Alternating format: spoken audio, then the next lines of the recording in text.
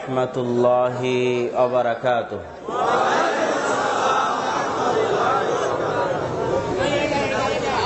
আলহামদুলিল্লাহি ওয়াহদাহু ওয়াসসালাতু ওয়াসসালামু আলা মান লা নাবিয়্যা বা'দাহু। যাবতীয় প্রশংসা, হামদ ও সানা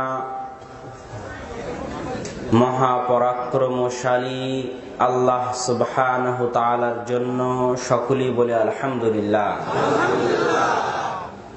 দরুদ ও সালাম বর্ষিত হোক পৃথিবীর সর্বশেষ ও সর্বশ্রেষ্ঠ রাসূল আহমদ মুহাম্মদ মুস্তাফা সাল্লাল্লাহু আলাইহি ওয়াসাল্লামের প্রতি। আজকে আমার বক্তব্যের পূর্ব নির্ধারিত যে বিষয় রাখা আছে, সেই বিষয়টি পরিবার সংশ্লিষ্ট বিষয়।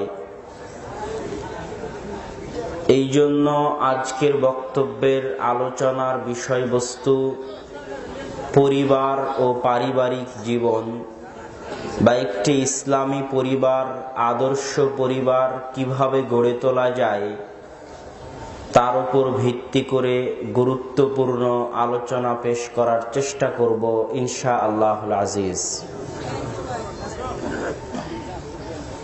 সর্বপ্রথম আপনাদেরকে বুঝতে হবে পরিবারের গুরুত্ব কি ইসলামে, কি জন্য আদর্শ পরিবারের এত প্রয়োজন, কি জন্য আদর্শ পরিবারের এত দাম।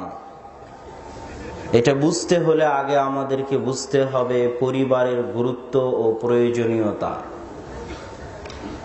পরিবারের গুরুত্ব বুঝাতে গিয়ে আমি যে কয়েকটি পয়েন্ট উল্লেখ করে থাকি, তার মধ্যে সর্বপ্রথম পয়েন্ট হচ্ছে রাসূল সাল্লাল্লাহু আলাইহি ওয়াসাল্লাম বলেছেন, লা ইয়াহিল্লু দামু মরিইন মুসলিমিন ইল্লা সালাসাহ।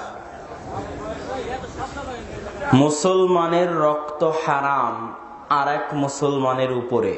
হারাম মানে এক মুসলমান আর এক মুসলমানকে মারতে পারবে না, হত্যা করতে পারবে না, রক্ত প্রবাহিত করতে পারবে না। এক মুসলমানের ধন সম্পদ আর এক মুসলমানের উপর হারাম মানে এক মুসলমান আর এক মুসলমানের ধন সম্পদ চুরি করতে পারবে না, ডাকাতি করতে পারবে না, লুণ্ঠন করতে পারবে না। এক মুসলমানের মান সম্মান আর এক মুসলমানের উপর হারাম মানে এক মুসলমান আর এক মুসলমানের গীবত করে, পরনিন্দা করে, তোহমত দিয়ে, অপবাদ দিয়ে তার মানহানি করতে পারবে না। এই তিনটে জিনিস কেমন হারাম? এক মুসলমানের রক্ত আর এক মুসলমানের উপর কেমন হারাম? এক মুসলমানের টাকা পয়সা আর এক মুসলমানের উপর কেমন হারাম? এক মুসলমানের মান সম্মান আর এক মুসলমানের উপর কেমন হারাম, তা বুঝাতে গিয়ে রাসূল সাল্লাল্লাহু আলাইহি ওয়াসাল্লাম যা বলেছেন তার সারমর্ম হচ্ছে মুসলমানের রক্তের মূল্য কাবা ঘরের চাইতে বেশি। কেউ যদি কাবা ঘর ধ্বংস করে ফেলে, ভেঙে ফেলে, আপনি কল্পনা করতে পারেন যে আপনি নিজে হাতে কুড়াল নিয়ে কাবা ঘর ভাঙছেন। এটা যত বড় গুনাহ, তার চেয়ে বড় গুনাহ একজন মুসলমানকে হত্যা করা। এটা আমি বলিনি, রাসূল সাল্লাল্লাহু আলাইহি ওয়াসাল্লাম বলে গেছেন। শুধু তাই নয়, আমাদের সমাজের মানুষ মনে করে এই গণতান্ত্রিক জঘন্য রাজনীতির কারণে যে একাই একজন মানুষকে হত্যা করে দেওয়া হয়তো গুনাহ, কিন্তু 10 জন মিলে চোর চোর বলে, ডাকাত ডাকাত বলে একটা নিরপরাধ মানুষকে 15-20 জন মিলে গণপিটুনি দিয়ে মেরে ফেলে দেওয়া হয় তো গুনাহ নয়। আমি একটা থাপ্পড় মারলাম, আর একজন আর একটা থাপ্পড় মারলো, এর কি আর হিসাব হবে কিয়ামতের মাঠে?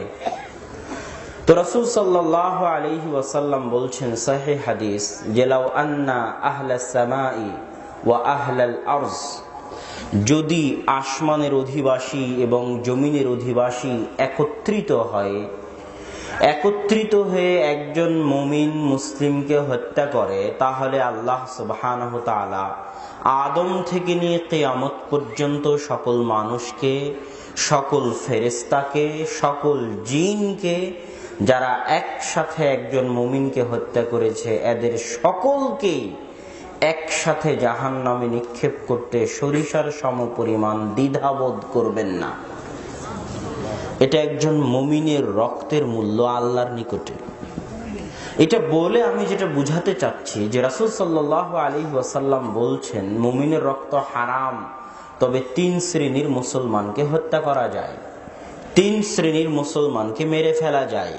এক, যে আরেকজনকে অন্যায়ভাবে হত্যা করেছে, কিসাস হিসেবে তাকে হত্যা করা যায়। 2, আস-সাইয়্যিবুজ জানি, যে বিবাহিত অবস্থায় জেনা করেছে তাকে হত্যা করা যায়। 3, মুফারিকুল জামাআহ, যে জামাত ছেড়ে দিয়েছে তাকে হত্যা করা যায়। তো মুফারিকুল জামাআহ মানে কি? এখানে 1 মিনিট থেমে এই জিনিসটার ব্যাখ্যা দিয়ে আমরা আবার আমাদের আলোচ্য বিষয়ে ফিরে যাব। যে জামাত ছেড়ে দেয় তাকে হত্যা করা যাবে। এখন পৃথিবীতে যত দল আছে, যত সংগঠন আছে, সবাই দাবি করে যে জামাতবদ্ধ জীবনযাপন মানে তাদের দলের সাথে জীবনযাপন, জামাতবদ্ধ জীবনযাপন মানে তাদের সংগঠনের সাথে জীবনযাপন। পৃথিবীর প্রায় সব দলই, প্রায় সব দল, সেটা বেদাতি দল হোক, সেটা রাজনৈতিক ইসলামী রাজনৈতিক দল হোক, সেটা সহি আকীদার দল হোক, তাদের সবার পুঞ্জিপতি, তাদের সবার অন্ধের ষষ্ঠী হচ্ছে এই হাদিসগুলো, জামাতবদ্ধ জীবনযাপনের হাদিসগুলো। কিন্তু জামাতবদ্ধ জীবনযাপন মানে নির্দিষ্ট কোনো দলের সাথে সম্পৃক্ত থাকা, নির্দিষ্ট কোনো সংগঠনের সাথে সম্পৃক্ত থাকা, এটা ডাহা মিথ্যা কথা। এটা হাদিসের উপর অত্যাচার, এটা হাদিসের উপর জুলুম, এটা হাদিসের বিকৃতি। জামাতবদ্ধ জীবনযাপন মানে হচ্ছে নির্ধারিত খলিফার অধীনে তার অনুগত থেকে তার বৈধ আদেশকে অমান্য না করে তার বিরুদ্ধে বিদ্রোহ না করা মানে হচ্ছে জামাতবদ্ধ জীবনযাপন করা। আর যখনই কেউ কোনো মুসলিম রাষ্ট্রনেতার, যখনই কেউ কোনো ইসলামী খেলাফতের মুসলিম খলিফার বৈধ আদেশকে অমান্য করে তার বিরুদ্ধে বিদ্রোহ করবে, তখন তাকে হত্যা করা ওই খলিফার জন্য জায়েজ। রাসূল সাল্লাল্লাহু আলাইহি ওয়াসাল্লাম এদের কি খারিজি, এদের কি বলা হয় খারিজি, যারা জামাত থেকে বের হয়ে যায় তারাই খারিজি। এদের কথাই রাসূল সাল্লাল্লাহু আলাইহি ওয়াসাল্লাম বলেছেন, যদি আমি তাদেরকে পাই লাআকতুলান্নাহুম কাতলা সামুদ, তাহলে জামাত থেকে বের হয়ে যাওয়া এই সমস্ত খারিজিদেরকে সামুদ জাতির ন্যায় আমি হত্যা করব। এটা আল্লাহ রাসূলের ভাষা, সহিহ বুখারীর হাদিস। এটা বলে যেটা বুঝাতে চাচ্ছি যে জামাত থেকে বের হয়ে যাওয়া মানে কোনো দল সংগঠন থেকে বের হয়ে যাওয়া নয়। যদি কোনো দল সংগঠন জামাতবদ্ধ জীবনযাপনকে তাদের নিজের পৈতৃক সম্পত্তি মনে করে তাহলে ভুল হবে। এটা আমার চ্যালেঞ্জ থাকলো যে জামাতবদ্ধ জীবনযাপন মানে কোনো নির্দিষ্ট নির্ধারিত দলের সাথে সম্পর্ক রেখে জীবনযাপন করা নয়। এটা আমার চ্যালেঞ্জ থাকলো। জামাতবদ্ধ জীবনযাপন মানে নির্ধারিত খলিফার অধীনে থেকে, মুসলিম রাষ্ট্রের মুসলিম নেতার অধীনে থেকে তার বৈধ আদেশ মেনে চলা, তার বিরুদ্ধে বিদ্রোহ, অস্ত্র উত্তোলন না করা। জামাতবদ্ধ জীবনযাপনের আরো একটা অর্থ আছে, সেটা আলোচনার মধ্যে এমনি আসবে। এখন কথা হচ্ছে রাসূল সাল্লাল্লাহু আলাইহি ওয়াসাল্লাম বললেন 3 শ্রেণীর মানুষকে হত্যা করা যায়। এই 3 শ্রেণীর মানুষকে কিভাবে হত্যা করতে হবে তা আল্লাহ রাসূল বলেননি। তবে ফুকাহা উলামাগণ বলছেন যে এই 3 শ্রেণীর মানুষকে, যাদের ক্ষেত্রে ইসলামে হত্যার বিধান আছে, যাদের ক্ষেত্রে ইসলামে হত্যার বিধান আছে, তাদেরকে এমন ভাবে হত্যা করা হবে যেন তাদের কষ্ট কম হয়। কুরবানির পশুকে যেমন ধারালো ছুরি দিয়ে জবেহ করা হয় যাতে পশুর কম কষ্ট হয়, ঠিক তেমনি যাদের হত্যার ফায়সালা আছে তাদেরকে এমন ভাবে হত্যা করতে হবে যাতে কষ্ট কম হয়। এটা ফুকাহাগণ বলছেন, উলামাগণ বলছেন। কিন্তু যে বিবাহিত অবস্থায় জেনা করেছে তাকে কিভাবে হত্যা করতে হবে এটা রাসূল সাল্লাল্লাহু আলাইহি ওয়াসাল্লাম বলে গেছেন। শুধু বলে যাননি, বাস্তবে করে দেখিয়ে গেছেন। সেটা কি? যে বিবাহিত অবস্থায় জেনা করেছে তাকে এরকম হাজারো মানুষের সামনে খোলা মাঠে একত্রিত করে চারিদিক থেকে ইট পাটকেল ঢেল পাথর নিক্ষেপ করতে থাকা হবে। কোনো একটা ঢেল গিয়ে তার চোখে লাগবে, কোনো একটা পাথর গিয়ে তার দাঁতে লাগবে, কোনো একটা ইট গিয়ে তার মাথায় লাগবে, ঘেলু বেরিয়ে যাবে মগজের। সে বাপরে মারে করে চিৎকার করতে থাকবে। এত নিষ্ঠুর, এত নির্দয়ভাবে চারিদিক থেকে হাজারো মানুষ ইট পাথর ঢেলের বৃষ্টি দিয়ে তাকে হত্যা করবে। আর সে বাপরে মারে বলে চিৎকার করবে। তাকে অর্ধ বুক পর্যন্ত মাটিতে পুঁতে রাখা হবে। এত নির্দয়, এত নিষ্ঠুরভাবে হত্যা আল্লাহ রাসূল করে দেখিয়ে গেছেন। কেন?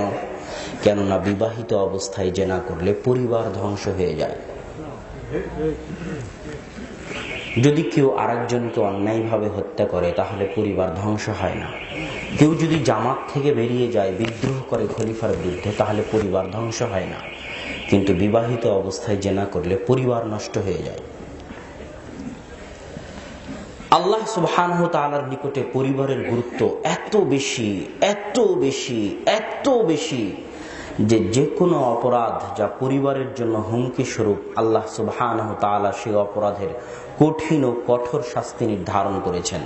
কওমে লূত আলাইহিস সালাতু ওয়াস সালাম, লূত আলাইহিস সালাতু ওয়াস সালাম যে জাতির নিকটে প্রেরিত হয়েছিলেন, সেই জাতি এমন জঘন্য, ঘৃণ্য, ন্যাক্কারজনক যৌনাচারে লিপ্ত ছিল যা পারিবারিক প্রথার জন্য হুমকি, যা পারিবারিক প্রথাকে চিরদিনের জন্য বন্ধ করে দিতে পারে, যা পারিবারিক প্রথার জন্য হুমকি। আল্লাহ তাদেরকে হেদায়েত করার জন্য লূত আলাইহিস সালাতু ওয়াস সালামকে পাঠালেন।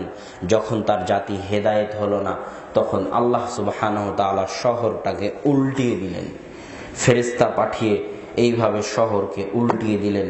এই শহরের উল্টা পিঠেই এখন জর্দানে আছে ডেড সি, মৃত সাগর, যে সাগরের পানি এত লবণাক্ত যে মানুষ সেখানে ডুবে না। কেন আল্লাহ সুবহানাহু ওয়া তাআলা তাদের এত ভয়াবহ শাস্তি দিল?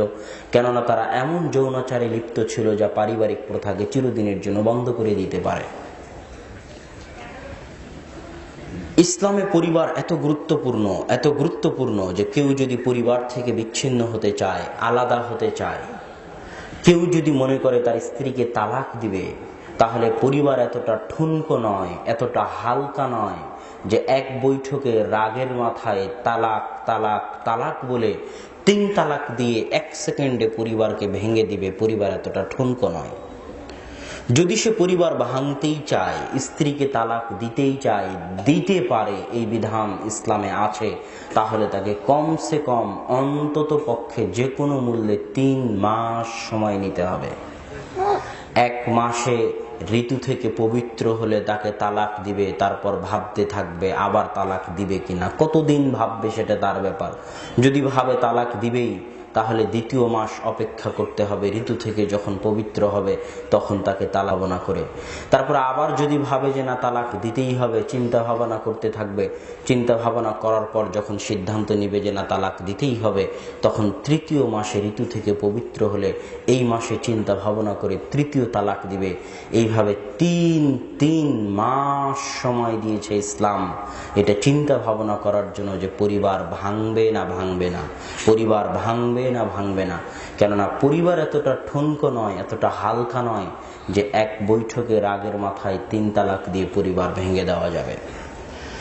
এখানে আরো একটি কথা আমি বলে রাখি যে যখন মেয়েদেরকে তালাক দেওয়া হয় বা মেয়ের স্বামী মারা যায়, বিধবা হয়ে যায়, তখন পরের দিনেই ওই মেয়ে আর এক ছেলের সাথে বিবাহ বন্ধনে আবদ্ধ হতে পারবে না। মেয়ে যদি নিজেও তালাক দেয় স্বামীকে, যেটাকে বলা হয় খোলা তালাক, তখনও মেয়ে পরের দিনেই বিবাহ বন্ধনে আবদ্ধ হতে পারবে না। তাকে ইদ্যত পালন করতে হবে। এই ইদ্যত পালনের বিধান ইসলাম রেখেছে যেন তার পেটে পূর্ববর্তী স্বামী থেকে যদি কোনো সন্তান থাকে সেটা স্পষ্ট হওয়ার জন্য, যাতে পরের দিনই বিবাহ করলে পেটে সন্তান আসলে সেই সন্তানের পিতার পরিচয় নিয়ে সন্দেহ তৈরি না হয়। কেননা পিতার পরিচয় হচ্ছে পরিবার টিকে থাকার বড় মাধ্যম। এই কথাগুলো বলে আমি এটাই বলতে চাই, 2টা বাক্যের সারমর্ম বলতে চাই। পরিবার যতদিন আছে, ইসলাম ততদিন আছে। আদর্শ পরিবার যতদিন আছে ইসলাম ততদিন আছে, আদর্শ পরিবারও নাই, ইসলামও নাই। পরিবার যতদিন আছে পৃথিবী ততদিন আছে, পরিবার নাই পৃথিবীও নাই। ওই যে হাদিস যেটা আপনারা আব্বুর মুখে বহু শুনেছেন, যে গাধা যেমন গাধীর সাথে মিলিত হয়, কুকুর যেমন কুকুরনির সাথে মিলিত হয়, মানুষ তেমন প্রকাশ্যে জেনায় লিপ্ত হবে। আমি বলে থাকি এই সময়টা ইমাম মাহদী এবং ঈসা আলাইহিস সালাতু ওয়াস সালামের পরে, 7 বছরের ন্যায়পরায়ণ শাসনের পরে, যখন আল্লাহ সুবহানাহু ওয়া তাআলা মুমিন বান্দাদের উঠিয়ে নেবেন, দুনিয়াতে শুধু ফাসিক ফাজের বেঁচে থাকবে, তখন মানুষ এতটা নিচে নেমে যাবে যে তারা এইভাবে যৌনাচারে লিপ্ত হবে এবং পরিবার প্রথা নষ্ট হয়ে যাবে। আর যখন পরিবার প্রথা নষ্ট হয়ে যাবে তখন আল্লাহ এই পৃথিবীকেও বাকি রাখবেন না, কিয়ামত ঘটিয়ে দিবেন। এখনো সেই দৃশ্য আছে, কিন্তু ব্যাপক নয়, সারা দেশে সর্বক্ষেত্রে, পৃথিবীর সব জায়গায় নয়। এই জন্য এখনো পৃথিবী টিকে আছে, এখনো আল্লাহ পৃথিবীকে ধ্বংস করেননি, কেননা পরিবার এখনো আছে। কিন্তু মাহদী এবং ঈসা আলাইহিস সালাতু ওয়াস সালাম চলে যাওয়ার পর যখন এই রোগ ব্যাপক আকার ধারণ করবে সারা পৃথিবীতে, তখন আর পরিবার থাকবে না, তখন আল্লাহ দুনিয়াও রাখবেন না। আল্লাহ সুবহানাহু ওয়া তাআলা আদম আলাইহিস সালাতু ওয়াস সালাম থেকে নিয়ে আজ পর্যন্ত এই পৃথিবীকে আবাদ করে আসতেছেন কি দিয়ে? পরিবার দিয়ে। এই পৃথিবীকে আল্লাহ আবাদ করে আসতেছেন পরিবার দিয়ে। এই জন্য পারিবারিক বন্ধন হচ্ছে সবচেয়ে মজবুত, সবচেয়ে শক্তিশালী, ইসলাম টিকে থাকার, পৃথিবী টিকে থাকার। এই পরিবারের শুরুটা কোথায় থেকে হয়? যদি আমরা আদর্শ পরিবার গঠন করতে চাই, তাহলে এই পরিবারের শুরুটা হয় বিবাহ থেকে। এই বিবাহের বৈঠক যদি যুবক মনে করে তার বাপের পৈতৃক সম্পত্তি, তাহলে ভুল হবে। 31st নাইট যুবক তোমার বাপের পৈতৃক সম্পত্তি হতে পারে। 31st নাইট তুমি নিজে বানিয়েছো। 31st নাইট তুমি কিভাবে উদযাপন করবা সেটা তোমার ব্যাপার।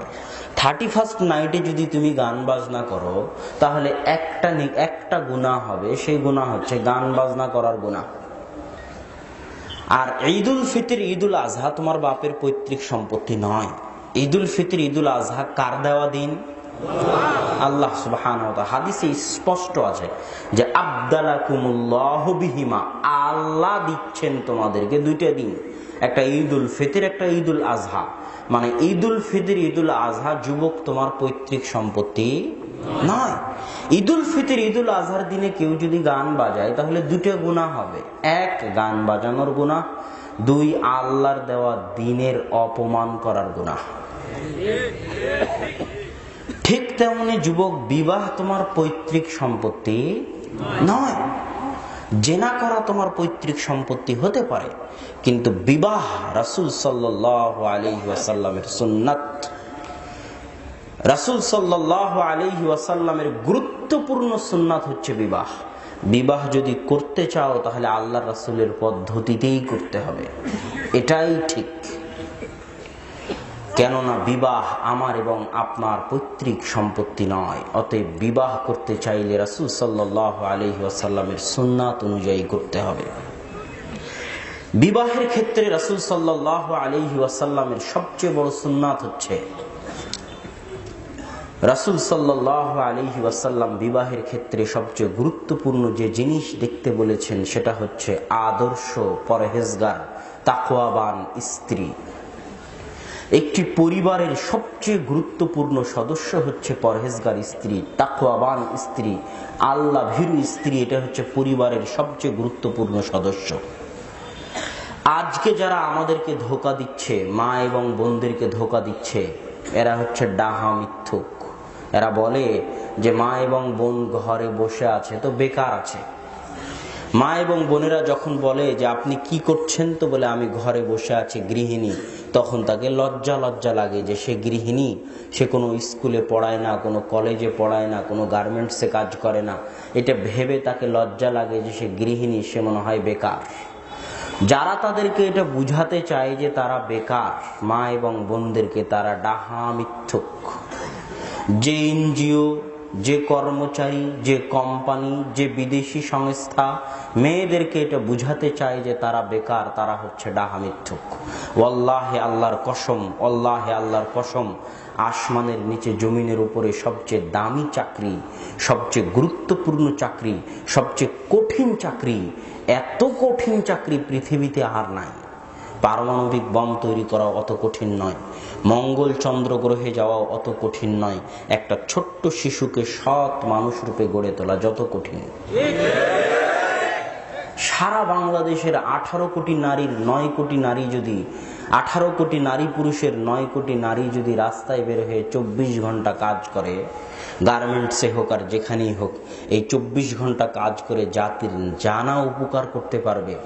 একজন নারীও যদি ঘরে বসে একটা সন্তানকে সৎ করে মানুষ করতে পারে, সালাহুদ্দিন আইয়ুবীর মতো, মোহাম্মদ বিন কাসেমের মতো, তারিক বিন জিয়াদের মতো, ইমাম বুখারীর মতো, ইমাম মুসলিমের মতো, তাহলে সারা 9 কোটি নারী 24 ঘন্টা কাজ করে জাতির জানা উপকার করতে পারবে।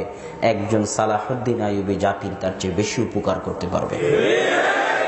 এই ছোট্ট জিনিসটুকু আমাদের মা এবং বোনেরাও বুঝে না, আমাদের সমাজ নেতারাও বুঝে না, আমাদের রাষ্ট্র নেতারাও বুঝে না। এত দামি চাকরি আল্লাহ সুবহানাহু ওয়া তাআলা ওই মেয়েকে দিয়েছে, আমাদের মা এবং বোনদেরকে দিয়েছে। এত দামি দায়িত্ব আল্লাহ সুবহানাহু ওয়া তাআলা আমাদের মা এবং বোনদেরকে দিয়েছে, এটা তাদেরকেই পালন করতে হবে। এই জন্য বিবাহের ক্ষেত্রে সর্বপ্রথম স্ত্রী নির্বাচন করা শিখতে হবে। স্ত্রীর একজন সতী সাধবী স্ত্রীর গুরুত্ব বুঝতে হবে। রাসূল সাল্লাল্লাহু আলাইহি ওয়াসাল্লাম বলছেন, তুনকাহুল মারআতু লিআরবাঈন, নারীকে বিবাহ করা হয় 4টি জিনিস দেখে, লিমালিহা ওয়ালি হাসাবিহা ওয়ালি জামালিহা ওয়ালি দীনিহা, তার ধন সম্পদ, টাকা পয়সা, সৌন্দর্য, দীনদারিতা। তবে আমি মুহাম্মদ সাল্লাল্লাহু আলাইহি ওয়াসাল্লাম বলে যাচ্ছি, তোমরা বিবাহের ক্ষেত্রে মেয়ের মধ্যে যদি বংশমর্যাদা না পাও, সৌন্দর্যতা না পাও, ধন দৌলত না পাও, তবে চলবে, কিন্তু অবশ্যই যেন দীনদারিতা থাকে। একজন দিনদার, তাকওয়াবান, পরহেজগার নারীর গুরুত্ব আল্লাহ সুবহানাহু ওয়া তাআলার নিকটে এত বেশি যে ইব্রাহিম আলাইহিস সালাতু ওয়াস সালাম যখন দুর্ভিক্ষের কারণে ফিলিস্তিন থেকে খাদ্য সংগ্রহের আশায় সারা আলাইহিস সালাতু ওয়াস সালামকে নিয়ে মিশরের উদ্দেশ্যে রওনা দিয়েছেন, তখন পথিমধ্যে একজন জালিম বাদশাহ রাস্তা আটকিয়ে তার স্ত্রীর সাথে খারাপ আচরণ করার জন্য যখন এগিয়ে গেল, তখন সারা আলাইহিস সালাতু ওয়াস সালাম সালাতে দাঁড়িয়ে গেলেন। বিপদে পড়লে কি করতে হয়? সালাতে দাঁড়াতে হয়। সালাত হচ্ছে দোয়া করার সবচেয়ে বড় মাধ্যম। মানুষ যখন বিপদে পড়ে তখন মানুষ মনে করে, আরে ওসি সাহেবকে ফোন করো, কমিশনার সাহেবকে ফোন করো। মানুষ হয়তো দৌড়িয়ে মেডিকেলে চলে যায় যে আমার ছেলে অ্যাক্সিডেন্ট করেছে, সব জ্ঞান হারিয়ে মেডিকেলে চলে গেল, ডাক্তার খুঁজতে চলে গেল। কিন্তু যিনি আলা কুল্লি শাইইন কাদির, যিনি হচ্ছেন সবচেয়ে ক্ষমতাবান, পৃথিবীর সকল মানুষের চাইতে, সকল সৃষ্টি জীবের চাইতে, যিনি চাইলেই সবকিছু করতে পারেন, তাকে এখনো ডাকার প্রয়োজন মনে করেনি। এটাই হচ্ছে মানুষের সবচেয়ে বড় ভুল। বিপদে পড়লে ওসিডিসি কে ফোন দিতে হবে না, ডাক্তারকে ফোন দিতে হবে না, আগে কাকে ফোন দিতে হবে? আগে কার সাথে যোগাযোগ করতে হবে? আল্লাহ সুবহানাহু ওয়া তাআলার সাথে। তিনি চাইলে সব ঠিক করে দিবেন। এই জন্য বিপদে পড়লে সবার আগে আল্লাহকে জানাতে হবে, আল্লাহ আমি বিপদে পড়েছি, তারপরে তখন মানুষের কাছে যেতে হবে। সম্মানিত উপস্থিতি, আমরা বলছিলাম যে তখন তিনি বিপদে পড়ে আল্লাহ সুবহানাহু ওয়া তাআলার নিকটে দোয়া করতে লাগলেন, আল্লাহুম্মা ইন কুনতা তা'লাম, হে আল্লাহ আপনি যদি জানেন আমি সারা, আমার ইজ্জত, আমার লজ্জা স্থান, আমার মান সম্মান, আমার আমানতের হেফাজত করেছি, খেয়ানত করিনি, তাহলে আল্লাহ আজকে এই সময়ে আমি যে বিপদে পড়েছি, আপনি এই কাফেরকে লা তুসাল্লিত আলাইয়াল কাফের, এই কাফেরকে আমার উপর জয় করিয়েন না। আমি যেমন ভাবে আমার ইজ্জতের হেফাজত করে এসেছি, আজকে আপনি এই বিপদের সময় আমার ইজ্জতের হেফাজতের দায়িত্ব আপনার। এই দোয়া করা মাত্র কাফেরের হাত পা অবশ হয়ে যায়। এটা একজন পরহেজগার তাকওয়াবান নারীর মূল্য আল্লাহ সুবহানাহু ওয়া তাআলার নিকটে। আল্লাহু আকবার। যে নারী কোনোদিন পর পুরুষের সাথে প্রেমের আলাপে লিপ্ত হয়নি, যদি এরকম নারী থাকে, যদি এরকম নারী পৃথিবীতে থাকে যে তার জিহ্বাকে পর পুরুষের সাথে প্রেম আলাপে লিপ্ত হওয়ার জন্য ব্যবহার করেনি, সেই নারী যদি ওই জিহ্বা দিয়ে দোয়া করে, তাহলে আল্লাহ সুবহানাহু ওয়া তাআলা ওই দোয়া কবুল করতে দেরি করবেন না। আল্লাহু আকবার। তার প্রমাণ হচ্ছে সারা আলাইহা সালাতু ওয়াস সালাম। এটাই হচ্ছে তাকওয়াবান পরহেজগার নারীর গুরুত্ব। সম্মানিত উপস্থিতি, এই জন্য বিবাহ করার ক্ষেত্রে যুবকরা বলে, মেসেঞ্জারে প্রশ্ন করে, যেহেতু আমরাও একটু যুবক বয়সের, এই জন্য আমাদের এই প্রশ্নগুলো করতে তারা স্বাচ্ছন্দ্য বোধ করে। তারা বলে যে হুজুর বা আব্দুল্লাহ ভাই, আমার প্রেমিকা অনেক পরহেজগার, সে আমাকে ফজরের সময় ফোন দিয়ে ঘুম থেকে জাগিয়ে তোলে, পর্দা করে, 5 ওয়াক্ত সালাত আদায় করে। এটা ধোঁকা যুবক, এটা ধোঁকা। এই ধোঁকা থেকে বেরিয়ে আসতে হবে। এখানে একটা কথা মনে পড়ে যায়, যখনই আমি বলি, আমার একজন ক্লাসমেট আছে, খুব পরিশ্রমী, সে মাস্টার্সেও চান্স পেয়েছে, ক্যামেরুন তার বাড়ি।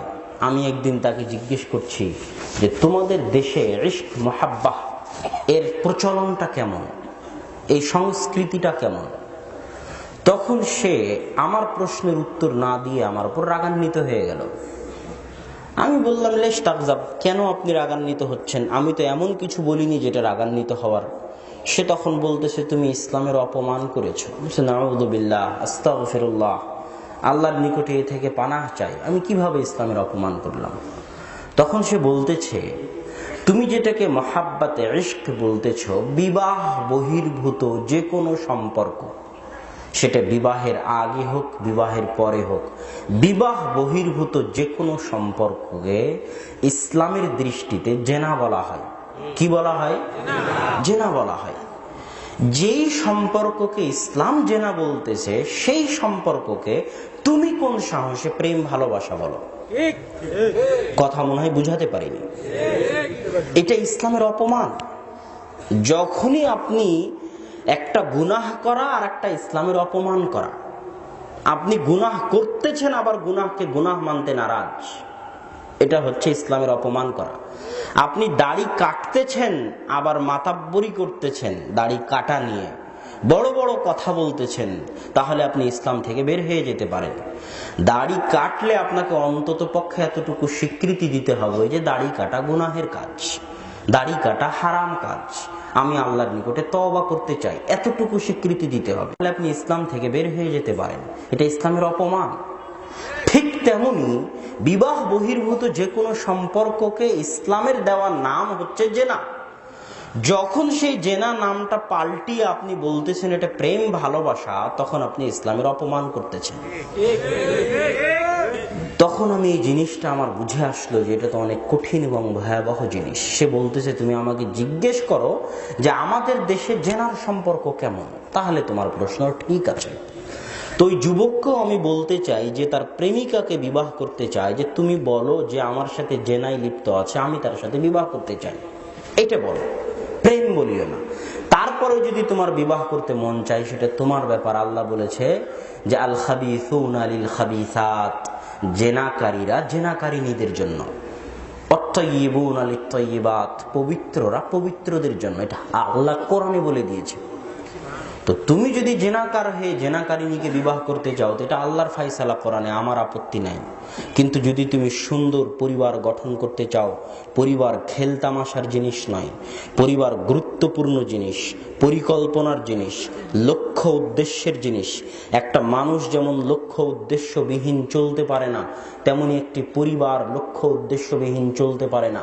পরিবার গঠন করতে হলে টার্গেট থাকতে হবে, জাতিকে সৎ প্রজন্ম উপহার দিব, সৎ সন্তান উপহার দিব, আদর্শ সন্তান উপহার দিব।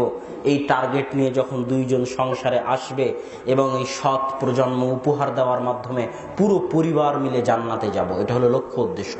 কু আনফুসাকুম ওয়া আহলিকুম নারা, নিজে জাহান্নাম থেকে বাঁচো আর পরিবারকে জাহান্নাম থেকে বাঁচাও। তথা পরিবারের লক্ষ্য উদ্দেশ্য হতে হবে জাতিকে সৎ প্রজন্ম উপহার দিয়ে পরিবার সহ জান্নাতে যাওয়া। এই যতক্ষণ না এই লক্ষ্য উদ্দেশ্য নির্ধারিত হবে ততক্ষণ যুবক প্রতি পদে পদে ভুল করবে।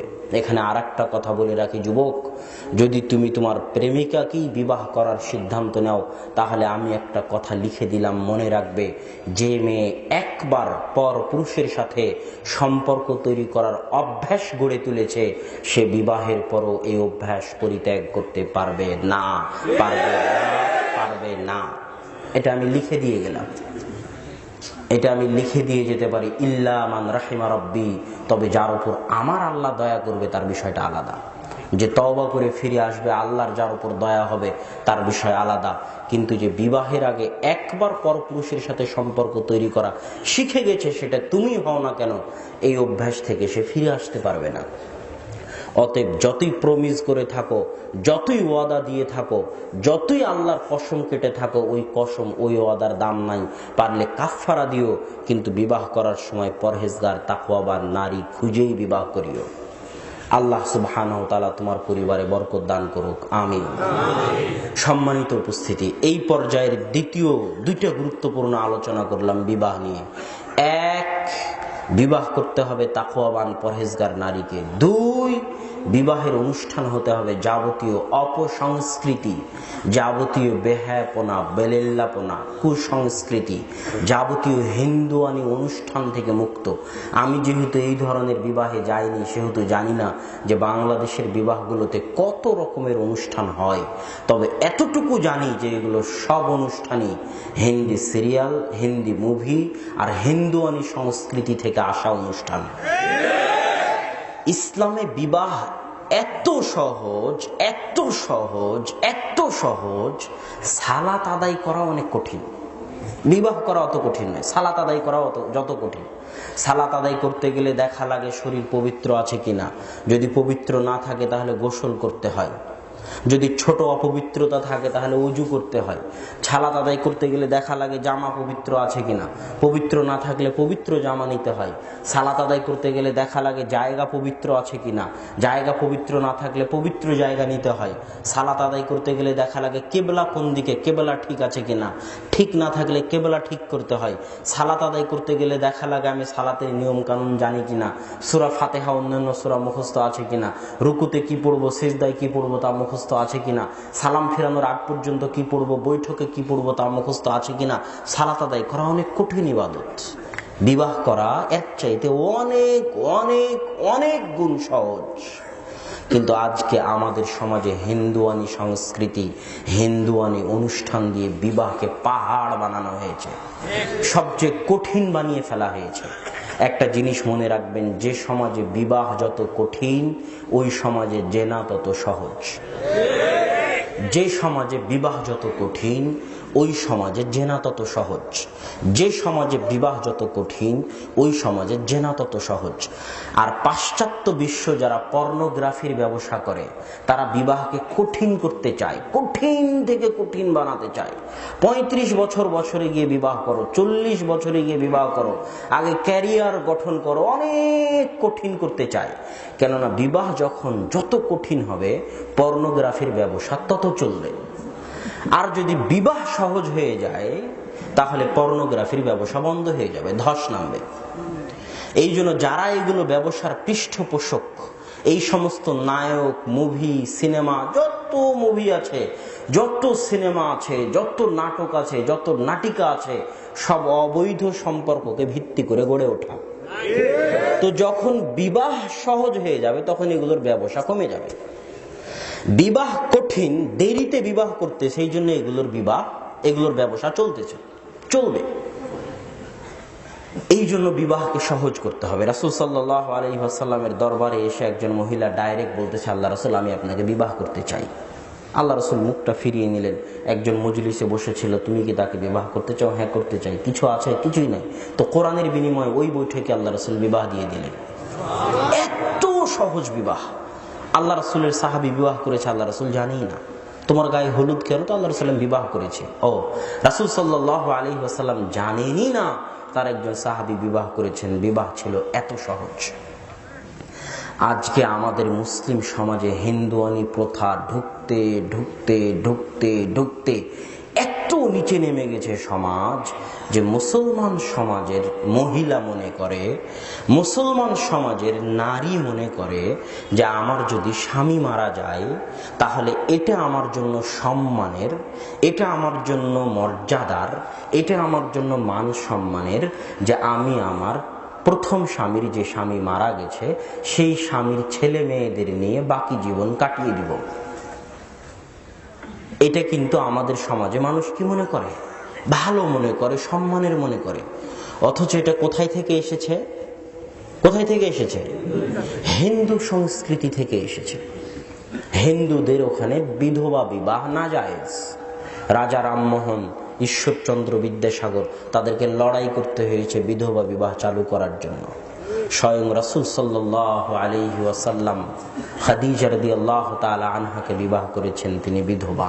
রাসূল সাল্লাল্লাহু আলাইহি ওয়াসাল্লাম উম্মে সালামা রাদিয়াল্লাহু তাআলা আনহাকে বিবাহ করেছেন, তিনি বিধবা।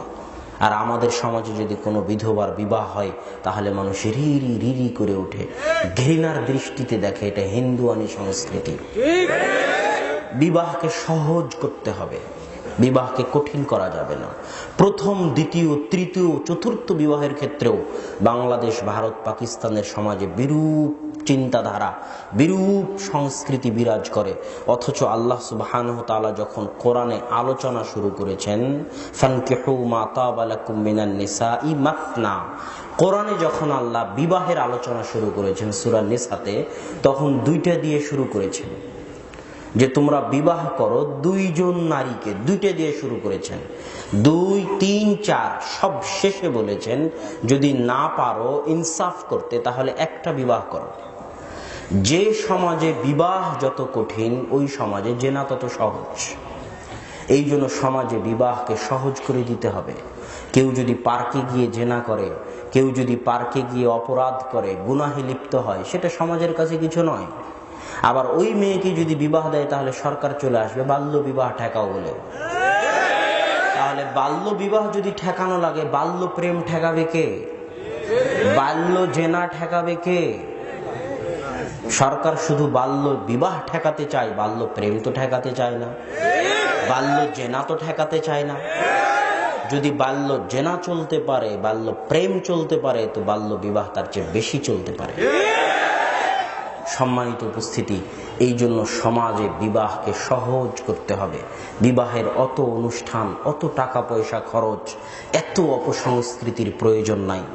সরাসরি রাসূল সাল্লাল্লাহু আলাইহি ওয়াসাল্লামের সুন্নাত অনুযায়ী মসজিদে সাদা মাটা ভাবে বিবাহ হবে, তাহলে এই বিবাহে আল্লাহর পক্ষ থেকে বরকত হবে, এই পরিবারে আল্লাহর পক্ষ থেকে বরকত হবে। একটা জিনিস মনে রাখবেন, বিবাহ আর সন্তান হচ্ছে রহমত বরকতের দরজা উন্মুক্ত হওয়ার রাস্তা।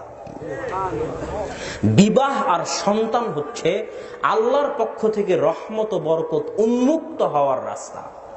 কিন্তু ওই বিবাহ হতে হবে শরীয়ত সম্মত। আপনি হয়তো বলতে পারেন, কেমনে বিবাহ এবং সন্তানের মাধ্যমে রহমত এবং বরকতের দরজা উন্মুক্ত হবে? আমি আপনাকে বলি, যখন আপনার জন্ম হয়েছিল তারও এই পৃথিবী সৃষ্টির 50,000 বছর পূর্বে আপনি আপনার রিজিক নিয়ে পৃথিবীতে এসেছেন, যেটা পৃথিবী সৃষ্টির 50,000 বছর পূর্বে লেখা হয়েছিল। ওই রিজিক আল্লাহ আপনাকে দিবেই। মা মিন দাব্বাতিন ফিল আরজি, জমিনে এমন কোন পশু পাখি প্রাণী জীব জন্তু পাক পাখালি মশা মাকড় পোকা মাকড় যা কিছু পৃথিবীতে বিচরণ করে সকলের রিজিকের জিম্মেদারি আল্লাহর উপরে। যখন কুল্লামা দাখালা জাকারিয়া, যখনই জাকারিয়া মারিয়ামের নিকটে মেহরাবে প্রবেশ করে, ওয়াজাদা ইনদাহা রিজকা, মারিয়ামের নিকটে অসময়ের ফল, অসময়ের আম, অসময়ের লিচু, তখন তিনি বলেন, আন্না লাকি মারিয়াম, মারিয়াম এগুলো তুমি কোথায় থেকে পাও, কোথায় থেকে আসে? মারিয়াম উত্তরে বলে, মিন ইনদিল্লাহ, আল্লাহর নিকট থেকে আসে। ইন্নাল্লাহা ইয়ারযুকু মান ইয়াশা বিগাইরি হিসাব, আল্লাহ যাকে চান তাকে বেহিসাব রিজিক দিতে পারেন। যে ব্যক্তি আল্লাহকে ভয় করবে, আল্লাহর উপর ভরসা করবে, ইয়ারযুকুহু মিন হাইসু লা ইয়াহতাসিব, তাকে আল্লাহ এমন জায়গা থেকে রিজিক দিবেন, এমন জায়গা থেকে রিজিক দিবেন যেখান থেকে সে কল্পনাও করতে পারে না। মানুষ তো তাও কল্পনা করতে পারে অমুকের কাছে 5,000 টাকা ধার আছে, ফেরত পাবো, দোকানে এত টাকা লাভ হতে পারে, সেটা পাবো, মাস শেষে এত টাকা বেতন পাবো, এটা মানুষের কল্পনা। আল্লাহ বলছেন কেউ যদি আল্লাহকে ভয় করে, আল্লাহর উপর ভরসা করে, তো তাকে আল্লাহ কোথায় থেকে রিজিক দিবে তা সে কল্পনাও করতে পারে না। তো রিজিকের দায়িত্ব আল্লাহর উপরে। এখন কথা হচ্ছে, আপনি যখন একাই আছেন তখন আপনার রিজিকটা আল্লাহ আপনাকে পৌঁছাবে। কিভাবে পৌঁছাবে? আপনি যদি কাজ করেন, ঘর থেকে বের হন, তো আপনি আপনার রিজিক পেয়ে যাবেন, এটা আল্লাহর দায়িত্ব, আল্লাহ পৌঁছাবে। কিন্তু যখন আপনি আর একজনকে বিবাহ করে আপনার ঘরে নিয়ে আসতেছেন, তখন ওই স্ত্রীর কপালেও তো রিজিক লেখা আছে, না নাই? সেও তো একটা রিজিক নিয়ে পৃথিবীতে এসেছে। তো তার কপালে যে রিজিক আছে, ওই রিজিকটা আল্লাহ আপনার হাত দিয়ে দিবে। আল্লাহু আকবার।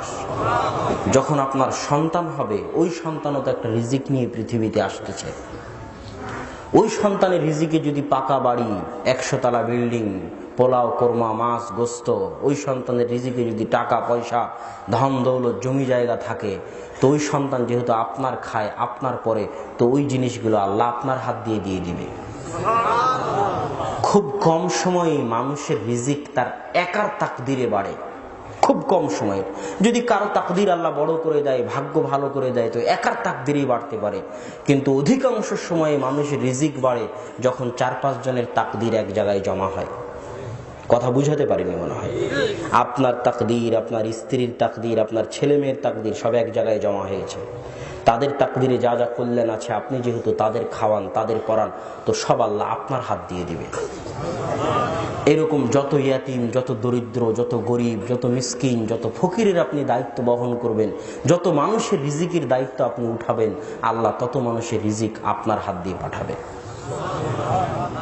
এই জন্য বিবাহ এবং সন্তান হচ্ছে রুজি রুটি, রহমত বরকতের দরজা উন্মুক্ত হওয়ার রাস্তা। সম্মানিত উপস্থিতি, আল্লাহ সুবহানাহু ওয়া তাআলা আমাদেরকে সঠিক পদ্ধতি অনুযায়ী, সুন্নাতি পদ্ধতি অনুযায়ী বিবাহ করে আল্লাহর রহমত বরকত হাসিল করার তৌফিক দান করুক, আল্লাহুম্মা আমিন। বিবাহ করে যখন আপনি বাসর ঘরে নিয়ে গেলেন স্ত্রীকে, তখন যুবকের জন্য এটা খেলতামাশার জিনিস, আনন্দের জিনিস, গান বাজনার জিনিস, কিন্তু আল্লাহর জন্য এটা অনেক মহান ব্যাপার। কেননা এখান থেকে একটা সন্তান আসবে যে ভবিষ্যৎ পৃথিবীকে আবাদ করবে। ওই ছোট্ট বাচ্চাটা আগামী 20 বছর 15 বছর পর বাংলাদেশ পৃথিবী আবাদ করবে। তাকে নিয়ে আল্লাহর টার্গেট, তাকে নিয়ে আল্লাহর লক্ষ্য, সেটা তো আর এই যুবক বুঝে না। এই জন্য সে খেলতামাশায় মত্ত। তো এই জন্য আল্লাহ এবং আল্লাহ রাসূল প্রত্যেক পদে পদে, প্রত্যেক পদক্ষেপে নিয়ম কানুন শিখিয়ে দিয়েছেন। আল্লাহুম্মা ইন্নী আসআলুকা খায়রাহা ওয়া খায়রা মা জাবালতা ফিহা ওয়া আউযু বিকা মিন শাররিহা ওয়া শাররি মা জাবালতা ফিহা। এই দোয়া পড়তে হবে স্ত্রীর কপালে হাত রেখে, হে আল্লাহ, তার মধ্যে আপনি যে কল্যাণ রেখেছেন তা চাই, আর যাওয়া কল্যাণ রেখেছেন তা থেকে পরিত্রাণ চাই। তারপরে 2 রাকাত সালাত আদায় করতে হবে। 2 রাকাত সালাত আদায় করে আল্লাহর নিকটে দোয়া চাইতে হবে যেন এই সংসার আল্লাহ সুবহানাহু ওয়া তাআলার রহমতে পরিপূর্ণ হয়ে থাকে, যেন সৎ প্রজন্ম, সৎ সন্তান জাতিকে উপহার দিতে পারেন, যেন একটি আদর্শ পরিবার গঠন করে পরিবারের সবাই মিলে জান্নাতে যেতে পারেন। এই দোয়া আল্লাহ সুবহানাহু ওয়া তাআলার নিকটে করে সংসার শুরু করতে হবে। যখন আপনি আপনার স্ত্রীর সাথে সহবাস সংসারে যান, তখন ওটা আপনার জন্য আনন্দের মাধ্যম, আল্লাহর জন্য ওটা পৃথিবীতে সন্তান নিয়ে আসার মাধ্যম। এই জন্য আল্লাহ ওখানেও দোয়া শিখিয়ে দিয়েছেন, যেই দোয়াতে আল্লাহ সুবহানাহু ওয়া তাআলা শিখিয়ে দিয়েছেন, বিসমিল্লাহি আল্লাহুম্মা জান্নিবনা শাইতান ওয়া জান্নিবিশ শাইতানা মা রাযাকতানা। হে আল্লাহ, আজকের এই কাজ থেকে তুমি শয়তানকে দূরে রাখো, এর দ্বারা যে সন্তান দিবা সেই সন্তানকেও শয়তান থেকে দূরে রাখো। কত মহান ইসলাম, কত মহৎ ইসলাম, তা মানুষের চিন্তা শক্তির বাইরে। সম্মানিত উপস্থিতি, এইভাবে যখন সন্তান পেটে চলে আসবে, তখন 10 মাস 10 দিন এই সন্তান মায়ের রক্ত নাভির মাধ্যমে গ্রহণ করবে। যে নাভিটা জন্মের পর কেটে দেওয়া হয়, এই জন্য মায়ের ঋতু বন্ধ থাকে। এটা সন্তানের রিজিকের ব্যবস্থা আল্লাহ করে দিয়েছে। আল্লাহু আকবার। 10 মাস 10 দিন তার কিভাবে রিজিকের ব্যবস্থা আল্লাহ করেছেন, এটা আল্লাহ সুবহানাহু ওয়া তাআলার চিন্তা, আল্লাহ এই ব্যবস্থা করে দিয়েছেন। এই 10 মাস 10 দিন মা যা কিছু করবে তার সরাসরি প্রভাব ওই সন্তানের উপর পড়বে। মা যদি টিভি সিরিয়ালের সামনে বসে থাকে, হিন্দি সিরিয়াল দেখে, গান বাজনা শুনে, সালাত আদায় না করে, কোরআন তেলাওয়াত না করে, তাহলে তার প্রত্যেক পাপের সরাসরি প্রভাব তার এই নিষ্পাপ সন্তানের উপর পড়বে। অতএব মাকে পরহেজগার, তাকওয়াবান, সজাগ ও সচেতন হতেই হবে, নিজের জন্য না হলেও সন্তানের জন্য। যখন সন্তান জন্ম হয়ে যাবে তখন রাসূল সাল্লাল্লাহু আলাইহি ওয়াসাল্লামের পক্ষ থেকে দুটি কাজের কথা পাওয়া যায়। এক, সন্তানের কানে আজান দেওয়া, আরেকটি হচ্ছে তাহনীক করা। আবু মুসা আশআরী রাদিয়াল্লাহু তাআলা আনহু থেকে বর্ণিত, তিনি বলেন, যখন আমার সন্তান হলো আতাইতু বিহিন নবী সাল্লাল্লাহু আলাইহি ওয়াসাল্লাম, আমি আমার সন্তানকে নিয়ে আল্লাহ রাসূলের দরবারে আসলাম। আল্লাহ রাসূল সাম্মা, তার নাম রাখলেন ইব্রাহিম, ওয়া দাআ লাহু বিল বারাকাহ, এবং তার জন্য বরকতের দোয়া করে দিলেন। ওয়া হান্নাকাহু বিতামারাতিন, আরেকটা খেজুর নিয়ে আল্লাহ রাসূল নিজের মুখে দিয়ে চাবিয়ে খেজুরটাকে নরম করে ওই পবিত্র রাসূল সাল্লাল্লাহু আলাইহি ওয়াসাল্লামের পবিত্র মুখের লালা মিশ্রিত ওই নরম খেজুরের টুকরাটা আমার সন্তানের মুখে দিলেন, যেন পৃথিবীতে আসার পর সে পৃথিবীর পরহেজগার মানুষের সংস্পর্শ পায়। আপনিও করতে পারেন, কোনো সমস্যা নেই। 7 দিনের দিন তিনটে কাজ, 7 দিনের দিন তিনটে কাজ। এক, রাসূল সাল্লাল্লাহু আলাইহি ওয়াসাল্লাম বলছেন, আল ওয়ালাদু মুরতাহানুম বিআকিকাতিহি, সন্তান তার আকিকার সাথে, সন্তানকে আকিকার সাথে রাখা হয়েছে রেহেন, উর্দুতে বলে গিরবি, আর বাংলাতে বলে বন্ধক রাখা। আমি আপনাকে বললাম 10,000 টাকা দেন, মোবাইলটা বন্ধক রাখলাম, আল্লাহ রাসূল বলছে সন্তানকে বন্ধক রাখা আছে। আল্লাহ রাসূলের ভাষা, তার আকিকার সাথে সন্তানকে বন্ধক মুক্ত করো আকিকা দিয়ে, সন্তানকে বন্ধক মুক্ত করো আকিকা দিয়ে, সন্তানকে বন্ধক মুক্ত করো আকিকা দিয়ে, রক্ত প্রবাহিত করার মাধ্যমে। এটা পিতার প্রথম কাজ। দ্বিতীয় কাজ, আহসিনু আসমা আওলাদিকুম, সন্তানের সুন্দর নাম রাখো। সুন্দর নাম কেন রাখতে হবে? লিটন, সবুজ, পিন্টু, শান্টু এগুলো রাখলেও তো হয়। সুন্দর নাম রাখার দরকার কি? সাঈদ ইবনুল মুসাইয়িব, বিখ্যাত তাবিঈ, আবু হুরায়রা রাদিয়াল্লাহু তাআলা আনহুর ছাত্র, বিখ্যাত তাবি, হাদিস গ্রন্থে তার নামে ভর্তি। তিনি বলতেছেন, আমার দাদার নাম ছিল হাজান। একদিন আমার দাদা হাজান আল্লাহ রাসূলের দরবারে এসে যখন ইসলাম গ্রহণ করলো, তখন আল্লাহ রাসূল বললেন, তোমার এই নামের অর্থ ভালো নয়। হাজান মানে দুঃখ, কষ্ট, চিন্তা, তুমি তোমার নাম পরিবর্তন করে রাখো সাহাল।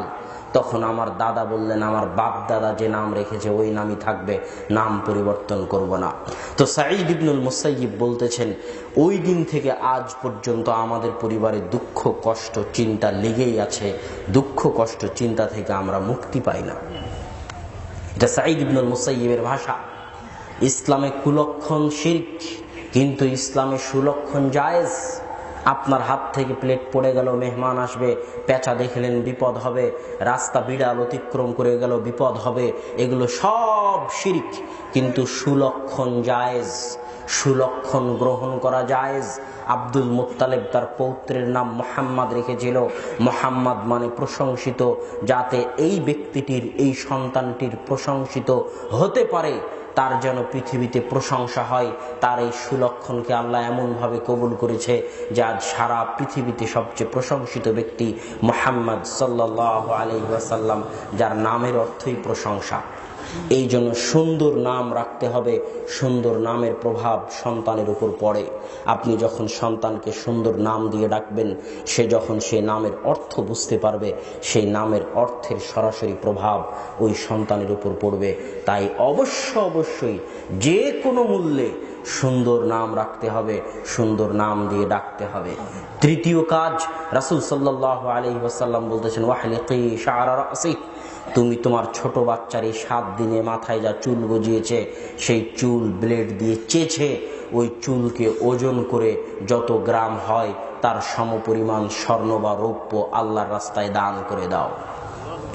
দান করলে বিপদ দূর হয়। দান করলে কি দূর হয়? বিপদ দূর হয়। দলিল, রাসূল সাল্লাল্লাহু আলাইহি ওয়াসাল্লাম বলছেন, আল্লাহ প্রত্যেক দিন 2 জন ফেরেশতা পাঠায়। একজন ফেরেশতা বলে যে, আল্লাহ আজকে যে যত দান করলো তার তত পূরণ করে দাও।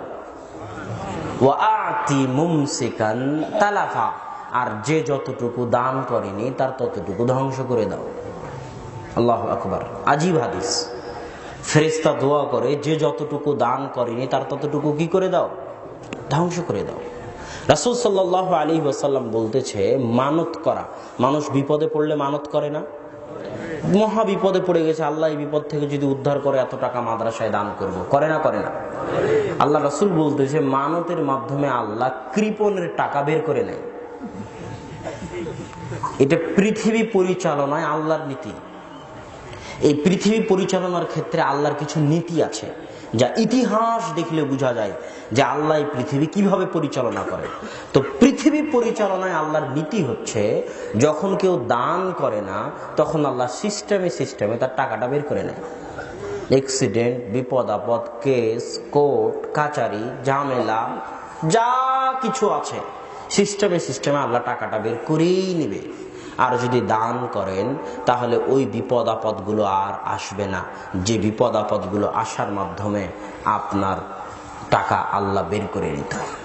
এই জন্য দান করার অভ্যাস গড়ে তুলতে হবে। দান অনেক বড় জিনিস। যে কোনো বিপদে পড়েন না কেন, যে কোনো, আমাদের জীবনে বিপদ আপদ আসে না? আসে না? যে কোনো বিপদে পড়েন না কেন, ওই বিপদ থেকে উদ্ধার হওয়ার দুইটা রাস্তা মুখস্থ করে নেবেন। যে বিপদে পড়েন পৃথিবীতে, ওই বিপদ থেকে যদি সাথে সাথে উদ্ধার পেতে চান তাহলে দুইটা কাজ করতে হবে। এক, বিপদে পড়ার সাথে সাথেই ওযু করে সালাতে দাঁড়িয়ে আল্লাহর নিকটে দোয়া করতে হবে। সাথে সাথে সবার আগে বিপদে পড়েছেন এটা কাকে জানাতে হবে? আল্লাহকে। সালাত শেষ হয়ে গেলে হাতে পকেটে যা টাকা আছে, মানি ব্যাগে যা টাকা আছে, বাড়িতে যা টাকা আছে, টাকাগুলো নিয়ে এসে ফকির, মিসকিন, গরিব, মসজিদ মাদ্রাসায় দান করে দিবেন। ইনশাআল্লাহ এই সালাতের মাধ্যমে, এই দানের মাধ্যমে আপনার বিপদ দূর হয়ে যাবে ইনশাআল্লাহ। তো সম্মানিত উপস্থিতি, এই জন্য তৃতীয় গুরুত্বপূর্ণ কাজ হচ্ছে সন্তানের মাথার চুল সমপরিমাণ ওজন করে সেটা আল্লাহ সুবহানাহু ওয়া তাআলার রাস্তায় দান করে দিতে হবে। এবার যখন 7 দিনের দিন কাজ শেষ হয়ে গেল, এবার 2.5 বছর বয়স পর্যন্ত আল্লাহ সন্তানের রিজিকের ব্যবস্থা করেছে মায়ের বুকের দুধে। পৃথিবীতে শিশু বাচ্চার জন্য, দুগ্ধপোষ্য বাচ্চার জন্য কোনো ওষুধ, কোনো বিজ্ঞানী, কোনো ডাক্তার এত বেশি অ্যান্টিবায়োটিক সম্পূর্ণ ওষুধ তৈরি করতে পারেনি যে অ্যান্টিবায়োটিক আল্লাহ সুবহানাহু ওয়া তাআলা মায়ের বুকের দুধে রেখে দিয়েছেন। এটা বিজ্ঞান কর্তৃক প্রমাণিত। এই 2.5 বছর মা যা কিছু করবে সন্তান নিজের অজান্তে তাই শিখবে। আমরা আজকে যে বাংলা বলা শিখেছি এটা মায়ের কাছ থেকে শুনে শুনেই, দেখে দেখেই। তখন সন্তান থাকে অনুকরণ প্রিয়, মানুষ জন্মগতভাবে অনুকরণ প্রিয়, মানুষ দেখে দেখে শিখে, আশেপাশে যা কিছু ঘটে তা থেকে শিখে। এই 2.5 বছর মা যা কিছু করবে বিসমিল্লাহ বলে একদিনও দুধ পান করায় না, মানে বাচ্চার সাথে শয়তানও দুধ পান করে। মা সালাত আদায় করে না, বাচ্চা কান্দে, গান বাজানোর মাধ্যমে বাচ্চার কান্না থামায়, আছে না নাই? তো যে বাচ্চার গান বাজানোর মাধ্যমে কান্না থামানো হয়েছে, ওই বাচ্চা যদি ভবিষ্যতে লুচ্চা না হয় তো কে হবে? ওই বাচ্চা যদি ইফটিজার না হয় তো কে হবে? অতএব 2.5 থেকে 3 বছর মাকে সজাগ ও সচেতন থাকতে হবে, এটা তার দায়িত্ব। আর আজকে সবচেয়ে কঠিন যে জিনিসটা দাঁড়িয়েছে পরিবারের জন্য, পরিবারের আলোচনার এটা সবচেয়ে গুরুত্বপূর্ণ অধ্যায়। আজকে পরিবারের জন্য সবচেয়ে হুমকি হয়ে দাঁড়িয়েছে, পিতা টাকার চিন্তায় চলে গেছে বিদেশে। পিতা টাকা আয় করতে কোথায় চলে গেছে? বিদেশে। আর মা টাকা আয় করতে চলে গেছে গার্মেন্টসে। সন্তান আছে চাকরানির হাতে। তাহলে যে সন্তান চাকরানির কোলে মানুষ হয় সে চাকরানির মতোই হবে, সে চাকরের মতোই হবে। পিতা সামান্য টাকা পয়সাকে মনে করতেছে উন্নতি, সামান্য টাকা পয়সাকে দেশও মনে করতেছে, সামান্য টাকা পয়সা রেমিটেন্স আসতেছে দেশ মনে করতেছে দেশ উন্নত, পদ্মা সেতু তৈরি হচ্ছে দেশ মনে করতেছে দেশ উন্নত, গার্মেন্ট শিল্প থেকে টাকা আসতেছে দেশ মনে করতেছে দেশ উন্নত। আরে পাগল, যারা পারমাণবিক বম বানাতে পারে তারা তোমার গার্মেন্টসের একটা প্যান্ট শার্ট বানাতে পারে না? হ্যাঁ, যে আমেরিকা, যে ইউরোপ পারমাণবিক বম বানাতে পারে ওরা একটা প্যান্ট শার্ট বানাতে পারে না যে বাংলাদেশ থেকে বানিয়ে নিতে হবে? আর বাংলাদেশের পাগলেরা মনে করছে দর্জি হয়ে উন্নত হয়ে গেছে। উন্নতি বলে জ্ঞান গবেষণায় উন্নতি, শিক্ষায় উন্নতি। পদ্মা সেতু এটা অবকাঠামোগত উন্নয়ন, কোনোদিন উন্নয়ন নয়। বিল্ডিং, রাস্তাঘাট, সেতু এগুলো অবকাঠামো। অবকাঠামোগত উন্নয়ন কোনোদিন উন্নয়ন নয়। তুমি যাও পদ্মা সেতুতে, সব ইঞ্জিনিয়ার কোরিয়ান, চায়না, আর মাথায় ইট পাথর পাটকেল নিয়ে যে যা কাজ করতেছে ওই লেবারটা বাংলাদেশে। এটা উন্নতি নয়। শিক্ষায়, জ্ঞানে, গুণে যখন তুমি উন্নত তখন তুমি উন্নত। তোমার শিক্ষারই তো 12টা বেজে আছে। হরতালের নামে, মিছিলের নামে, রাজনীতির নামে বিশ্ববিদ্যালয়গুলোতে, লাইব্রেরিতে পড়ার লোক পাওয়া যায় না। মদের আড্ডা, নেশার আড্ডা, মাদকতা, বিপিএল এর জুয়া আর অবৈধ রাজনীতিতে বিশ্ববিদ্যালয়গুলো ভর্তি। এগুলোকে কে বিশ্ববিদ্যালয় বলে? এগুলো তো মূর্খদের বিদ্যালয়। এখানে মূর্খরা লালিত পালিত হয়, যাদের সারাদিনে শিক্ষা পড়াশোনা নিয়ে কোনো কাজ নেই। সারাদিন সন্ত্রাসী, মাদক, জুয়া। এরা জাতির জন্য বোঝা। এরা জাতির জন্য কি বোঝা। এদেরকে এভাবে ধরে তুলে ডাস্টবিনে ফেলে দিতে হবে। যারা যত যেখানে মদ পান করতেছে, জুয়া খেলতেছে, রাজনীতি করতেছে, বিশ্ববিদ্যালয়ে হরতাল করতেছে, মিছিল করতেছে, এরা সব আল্লাহর কসম তুলে ডাস্টবিনে ফেলে দেওয়ার যোগ্য। এরা জাতির জন্য বোঝা। এরা জাতির কোনো উপকার করতে পারবে না। অতএব এই যে মা পিতা মনে করতেছে সামান্য 2টা টাকা বিদেশে গিয়ে পাবে সেটা উন্নতি, ওই ছেলে কেমনে মানুষ হবে যে ছেলে পিতার সংস্পর্শ পায় না? আপনি বলবেন আব্দুল্লাহ ভাই, তাহলে এতিম ছেলেদের কি হবে? হ্যাঁ, এতিম ছেলেদের ক্ষেত্রে মান রাহিমা রাব্বি, আল্লাহ যার উপর দয়া করে ভাগাড় থেকে তুলে নিয়ে এসেও তাকে মানুষ করতে পারে। কিন্তু অধিকাংশ ক্ষেত্রে সন্তান ভালো হওয়ার প্রথম শর্ত পিতার উপস্থিতি। পিতার সাথে যদি সন্তান থাকে, 3 বেলা খায়, পিতার সাথে চলে, তাহলে ওই সন্তানের ভালো হওয়ার সম্ভাবনা 90%। পিতা যদি ভালো হয়। আর পিতা বিদেশে বসে, সৌদি আরবে বসে, মক্কার কাবা ঘরে বসে যতই তাওয়াফ করুক, যতই তাহাজ্জুদের সালাত আদায় করুক, সে যদি পরিবারের সাথে না থাকে, তার ছেলে মেয়ে যদি বাংলাদেশে এইভাবে থাকে, তাহলে ওই পরিবার আদর্শ পরিবার করে গড়ে তোলা অনেক কঠিন। ঠিক মাও যদি মনে করে টাকা ইনকামের জন্য ইসলামী ব্যাংক, মেডিকেল কলেজ, হাসপাতাল, নওদাপাড়া একজন ডাক্তার নিয়ে সকাল 8টায় আসে, 5টায় ফিরে যায়, তো তার সন্তানকে চাকরানির কাছে রেখে আসে, এটা পরিবার নয়। তার সবচেয়ে বড় দায়িত্ব হচ্ছে ওই সন্তানকে লালন পালন করা। অতএব এই জায়গায় গিয়ে সবচেয়ে বড় হুমকি হয়ে দাঁড়িয়েছে যে পিতাও টাকার নেশায়, মাও টাকার নেশায়। আরে আপনারা মরা পর্যন্ত ইনকাম করে যা টাকা উপার্জন করবেন, সেটা দিয়ে যতটা না উন্নতি হবে, একটা সন্তানকে যদি পান্তা ভাত খেয়েও আদর্শ করে গড়ে তুলতে পারেন, এটা তার চেয়ে বড় উন্নতি। এই জিনিসটা পিতামাতা বুঝে না, এই জিনিসটা জাতিও বুঝে না। এটাকে বলা হয় বস্তুবাদী। যারা বই পুস্তক পড়েন, লেখালেখি পড়েন, পেপার পত্রিকা পড়েন, তারা দেখবেন বর্তমান পৃথিবী হচ্ছে বস্তুবাদী পৃথিবী। বস্তুবাদী পৃথিবী মানে কি জানেন? বস্তুবাদী পৃথিবী মানে হচ্ছে যে পৃথিবী বস্তুর পিছনে ছুটে। বস্তু মানে যা বাহ্যিকভাবে দেখা যায়, এটা বস্তু, এটা বস্তু, এটা বস্তু, টাকা পয়সা বস্তু, এটা গেল, তার তো 100 বিঘা জমি হয়ে গেল, তাহলে আদর্শ দিয়েই কি করবি, আর তাকওয়া পরহেজগারিতে দিয়েই কি করবি? সব বেচে আগে 10 তলা বাড়ি বানা। এটা হলো বস্তুবাদী পৃথিবী। আজকের দুনিয়ার মানুষ বস্তুবাদী, আর বস্তুবাদীদের থাকার জায়গা জাহান্নাম। ইসলামে বস্তুর কোনো মূল্য নাই। ইসলামে যেটা দেখা যায় না সেটারই মূল্য বেশি, ওই তাকওয়া পরহেজগারিতারই মূল্য বেশি, ওই আদর্শের মূল্যই বেশি। আর যতই বস্তুবাদী হন না কেন, যত বস্তুবাদী হবেন শান্তি তত দূরে চলে যাবে।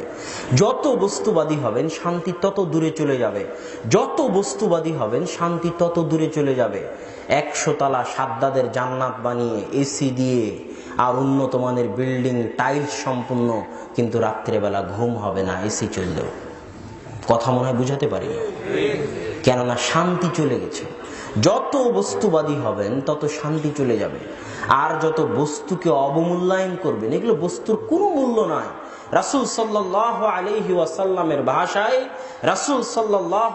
ওয়াসাল্লামের ভাষায় একটা মৃত মাছের ডানার যা মূল্য, একটা মরা কানকাটা খাসির যা মূল্য, আল্লাহ সুবহানাহু ওয়া তাআলার নিকটে সারা পৃথিবীর সকল সম্পদের মূল্য ততটুকুও নয়। এটা আপনাকে বুঝতে হবে। পৃথিবীর মূল্য মানুষ জানে না, দুনিয়ার মূল্য মানুষ জানে না, টাকা পয়সার মূল্য মানুষ জানে না, বস্তুর মূল্য মানুষ জানে না। এই জন্য মানুষ বস্তুর পিছনে ছুটে। অন্তরে যদি শান্তি পেতে চান, আরামে শান্তিতে ঘুমাতে চান, তাহলে এই সমস্ত বস্তুর নেশা ছেড়ে দিয়ে এগুলোকে পা দিয়ে পিষে দিয়ে আল্লাহ সুবহানাহু ওয়া তাআলার সন্তুষ্টির জন্য আগাতে হবে। এটা আপনার মানসিক ইহকালীন জগতে মানসিক শান্তি, পরকালীন জগতে আপনাকে মুক্তি দিতে পারবে ইনশাআল্লাহ।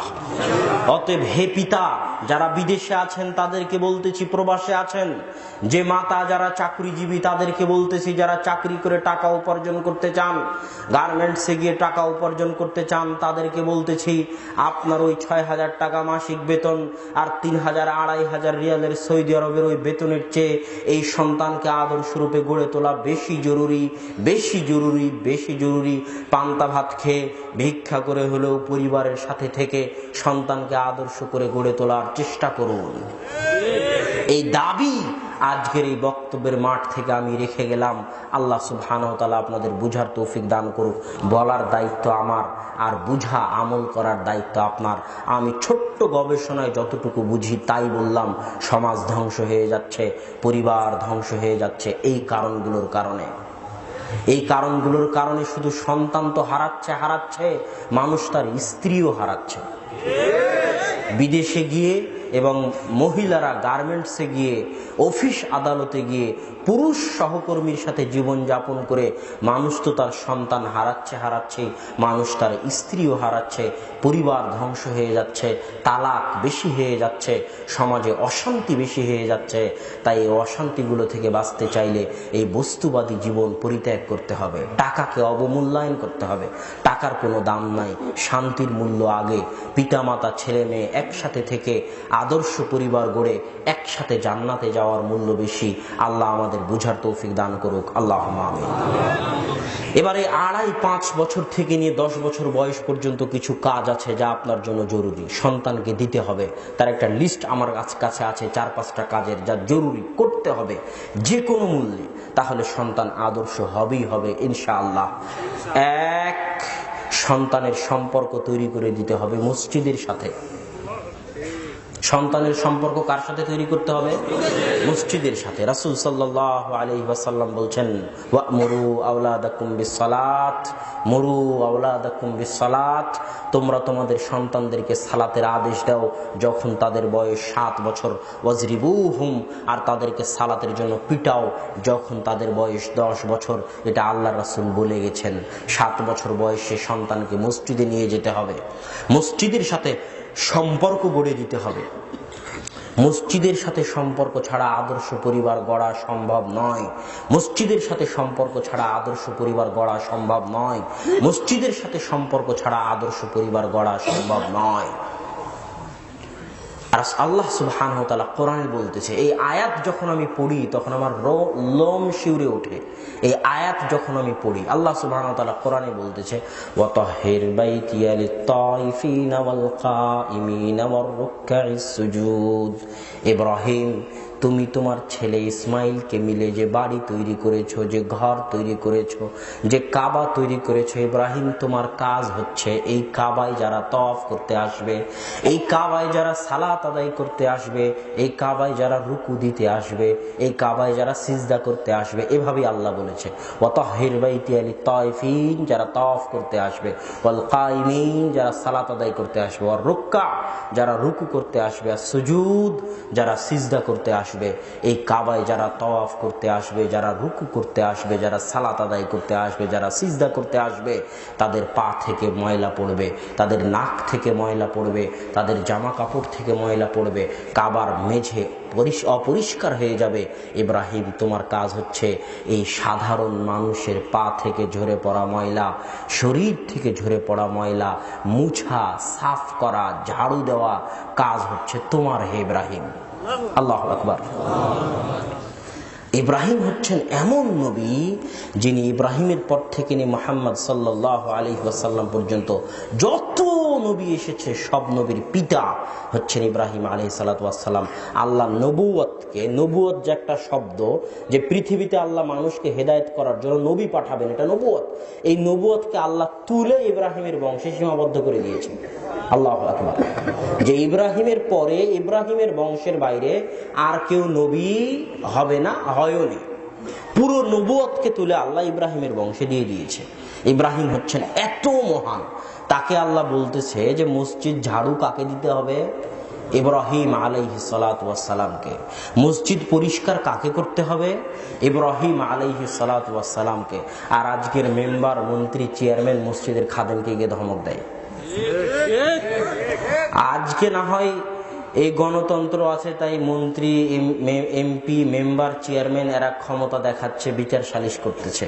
কালকে যেই দিন ইসলামী খেলাফত আসবে সেই দিন এই সমস্ত অবৈধ গণতন্ত্রের মাধ্যমে চোর, ডাকাত, লুণ্ঠনকারী, ইফটিজার এদের ভোটে ওই রকমই আর একজন চোর ক্ষমতায় চলে আসবে, আর কোনো সুযোগ থাকবে না। সমাজ নিয়ন্ত্রিত হবে মসজিদ থেকে। ইসলামের সব কিছু মসজিদ কেন্দ্রিক। ইসলামী সমাজের সবকিছু কি কেন্দ্রিক? মসজিদ কেন্দ্রিক। বিচার সালিশ আল্লাহ রাসূলের যুগে মসজিদে হয়েছে, বিবাহ শাদী আল্লাহ রাসূলের যুগে মসজিদে হয়েছে, কোরআনের দার্স, হাদিসের দার্স আল্লাহ রাসূলের যুগে মসজিদে হয়েছে। মসজিদ একই সাথে কোর্ট, মসজিদ একই সাথে মাদ্রাসা, মসজিদ একই সাথে বিবাহের জায়গা, কমিউনিটি সেন্টার। মসজিদই সবকিছু। সমাজ চলবে মসজিদ ভিত্তিক। এটা বুঝাতে গিয়ে আমি আরো একটা কথা বলে থাকি, মানুষের মাথায় সংগঠন দল নিয়ে যে ভূত চেপেছে, ওই ভূতকে নামানোর জন্য একটা কথা বলি, যেটা 100 বছর আগে, 150 বছর আগে ছিল না। আমি একটা কথা বলি যে ইসলামও হচ্ছে একটি সংগঠনের মতো। ইসলাম নামক সংগঠনের নেতা হচ্ছেন মুহাম্মদ সাল্লাল্লাহু আলাইহি ওয়াসাল্লাম। আপনি যদি আওয়ামী লীগ করেন, বিএনপি করেন, মাসিক চাঁদা দিতে হবে, মাসিক ইয়ানত দিতে হবে। আর ইসলাম নামক সংগঠনের সদস্য থাকতে হলে, নেশাব পরিমাণ সম্পদের মালিক হলে বাৎসরিক চাঁদা দিতে হবে, দিতে বাধ্য। না দিলে ইসলাম নামক সংগঠনের সদস্য থাকতে পারবেন না। সব দলের বার্ষিক সম্মেলন হয়, যেমন টঙ্গীর তাবলিগ ইজতেমায় তাবলিগ জামাতের বার্ষিক সম্মেলন হলো, তেমনি ইসলামের বার্ষিক সম্মেলনে যদি সামর্থ্য থাকে জীবনে একবার হাজিরা দিতেই হবে, সেটা হচ্ছে হজ। এটা ইসলামের বার্ষিক সম্মেলন। এই সংগঠনের সদস্য থাকতে হলে আর সামর্থ্য থাকলে জীবনে একবার হাজিরা দিতেই হবে, যে কোনো মূল্যে। অন্যান্য দলের প্রশিক্ষণ কর্মশালা থাকে 5 দিন ব্যাপী, 10 দিন ব্যাপী, মাস ব্যাপী। তেমনি ইসলামেরও প্রশিক্ষণ কর্মশালা আছে। লোভ, লালসা, মনের অনুসরণ, প্রবৃত্তির অনুসরণ, সব কিছু থেকে দূরে থাকার তাকওয়া পরহেজগারিতা অবলম্বনের প্রশিক্ষণ হচ্ছে রমাজানের মাস ব্যাপী সিয়াম। কেউ যদি ইসলাম নামক সংগঠনের সদস্য থাকতে চায় তো এই মাস ব্যাপী প্রশিক্ষণে তাকে অংশগ্রহণ করতেই হবে।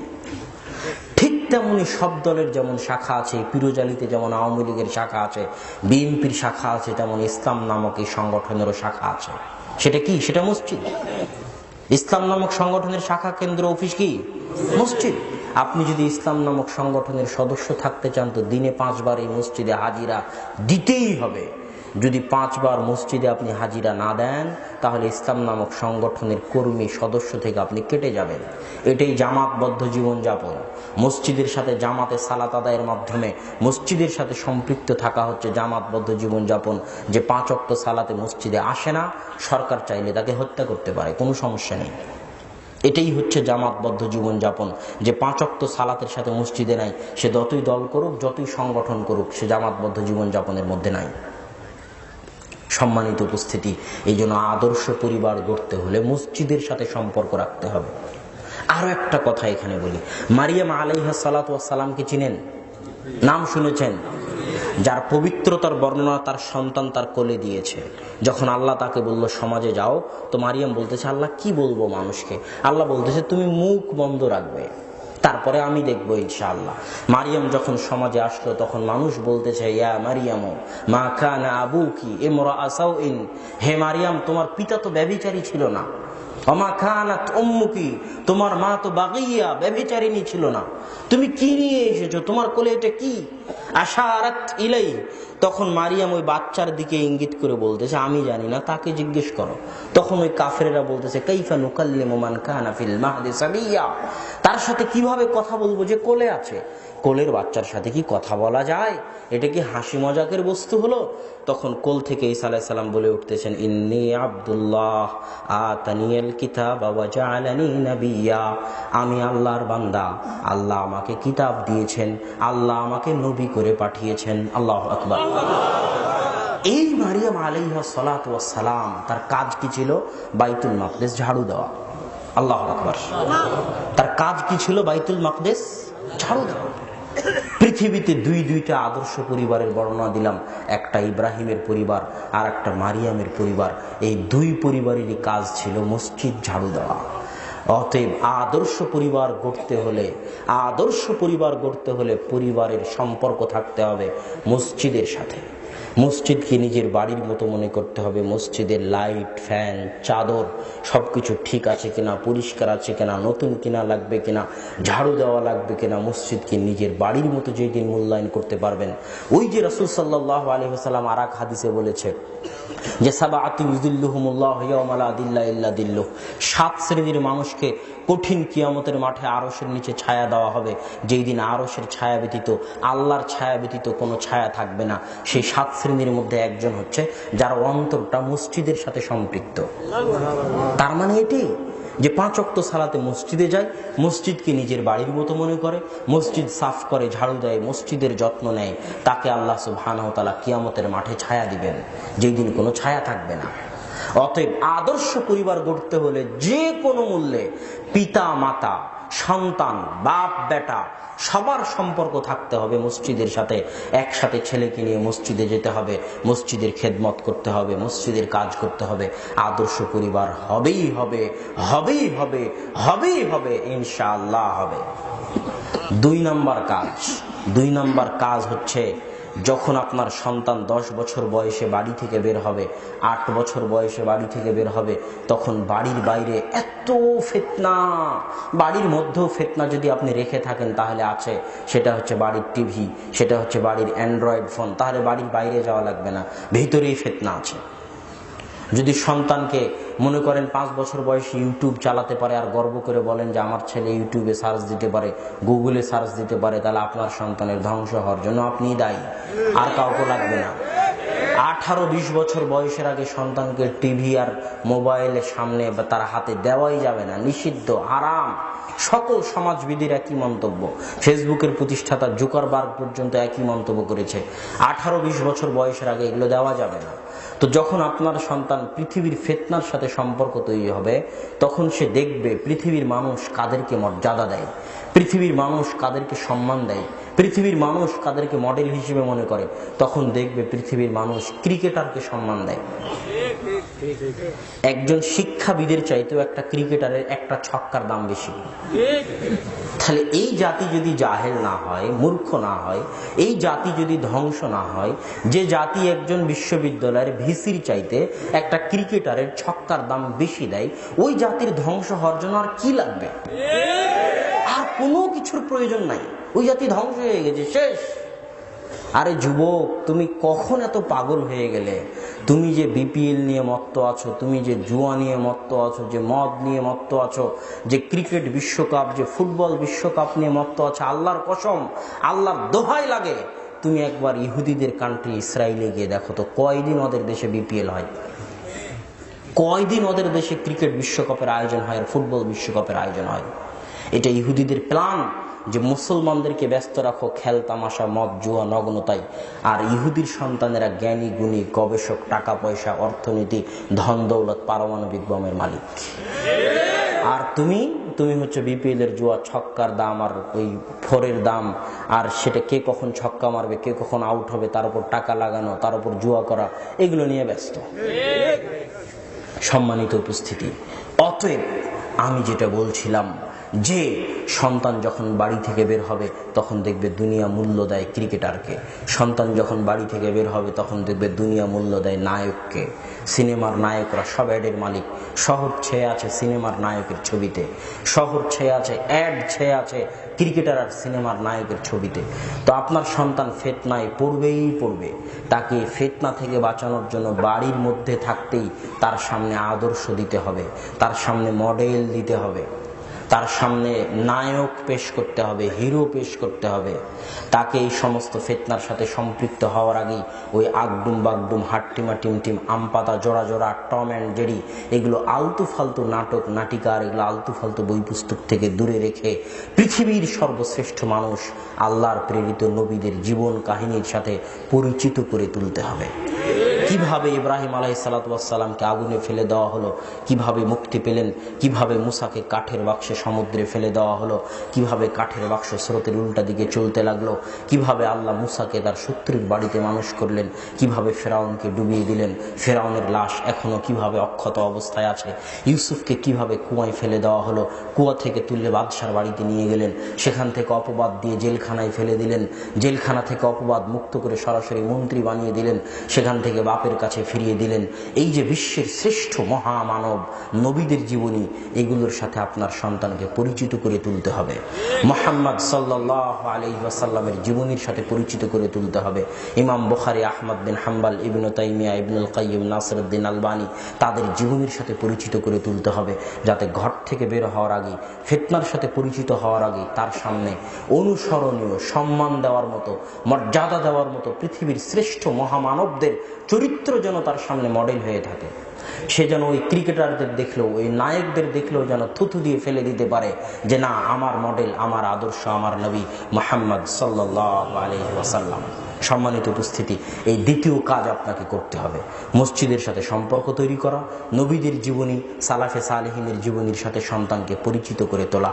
এটা মায়ের দায়িত্ব, পিতার দায়িত্ব, যদি তারা আদর্শ সন্তান মানুষ করতে চায়। 3, সন্তানকে আদব কায়দা, আদর্শ আপনি শিখাবেন।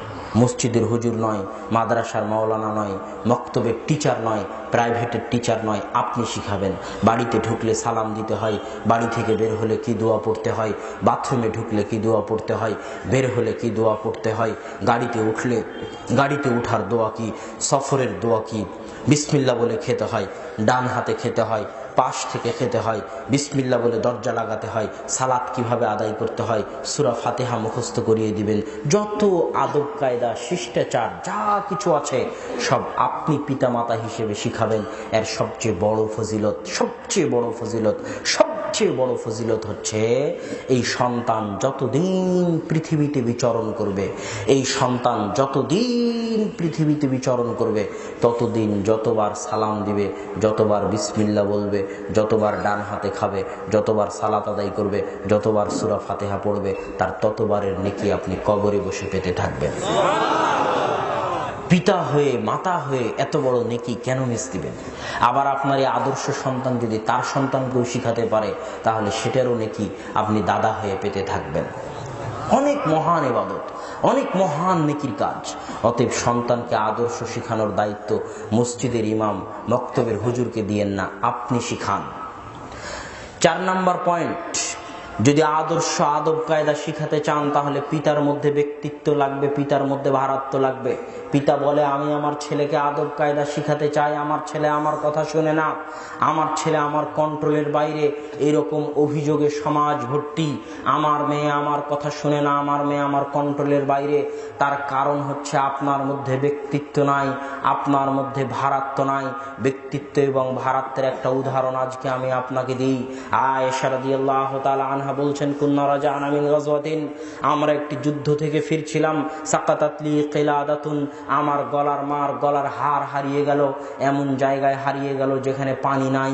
তখনও তায়াম্মুমের বিধান অবতীর্ণ হয়নি যে মাটি দিয়ে তায়াম্মুম করে সালাত আদায় করে নিবে। সালাতেরও সময় হয়ে গেছে, পানিও নাই, এমন সময় আমার হার হারিয়ে গেছে। জাতি বড় বিপদে, মানুষ বড় বিপদে। আমার পিতা যখন আমার নিকটে আসলেন, তখন রাসূল সাল্লাল্লাহু আলাইহি ওয়াসাল্লাম আমার রানের উপর মাথা দিয়ে শুয়ে আছেন। আমার পিতা আবু বকর রাদিয়াল্লাহু তাআলা আনহু আমার কাছে এসে লাকাজানি লাকজাতান শাদীদা, এমন জোরে মারলেন, এমন জোরে মারলেন, এমন জোরে মারলেন যে আল্লাহর রাসূল যদি আমার রানের উপর শুয়ে না থাকতেন, তাহলে আমার পিতার মারার কারণে আমি ছিটকে দূরে চলে যেতাম। এই হাদিস দিয়ে কি বুঝাতে চাইলাম আমি? এই হাদিস দিয়ে এটাই বুঝাতে চাইলাম যে মুহাম্মদ সাল্লাল্লাহু আলাইহি ওয়াসাল্লাম পৃথিবীর সর্বশ্রেষ্ঠ নবী। আবু বকর রাদিয়াল্লাহু তাআলা আনহু নবীদের পরে পৃথিবীর সর্বশ্রেষ্ঠ মানুষ, আল্লাহ রাসূলের সুখ দুঃখ কষ্টের সঙ্গী। সর্বপ্রথম যারা আল্লাহ রাসূলকে সত্যায়ন করেছে, আল্লাহ রাসূলের প্রতি ঈমান এনেছে, তিনি তাদের একজন। আল্লাহ রাসূল যদি আল্লাহকে বন্ধু হিসেবে গ্রহণ না করতেন, তাহলে আবু বকরকে বন্ধু হিসেবে গ্রহণ করতেন। সকল নবী রাসূলের পরে পৃথিবীর সর্বশ্রেষ্ঠ মানুষ আবু বকর রাদিয়াল্লাহু তাআলা আনহু। আয়েশা রাদিয়াল্লাহু তাআলা আনহা হচ্ছেন পৃথিবীর 4 জন সর্বশ্রেষ্ঠ নারীর একজন, মুহাদ্দিসা, ফাকিহা, মুফাসসিরা, ডাক্তার, কবি, সাহিত্যিক। সাহাবীরা যখন কোনো মাসলা বুঝতে পারতো না তখন তার নিকটে যেত বুঝার জন্য। তিনি একাধারে কবি ছিলেন, সাহিত্যিক ছিলেন, বংশনামা মুখস্থ ছিল, ডাক্তারি বিদ্যায় পারদর্শী ছিলেন, কোরআন হাদিস এবং ফিকহ শাস্ত্রে পারদর্শী ছিলেন।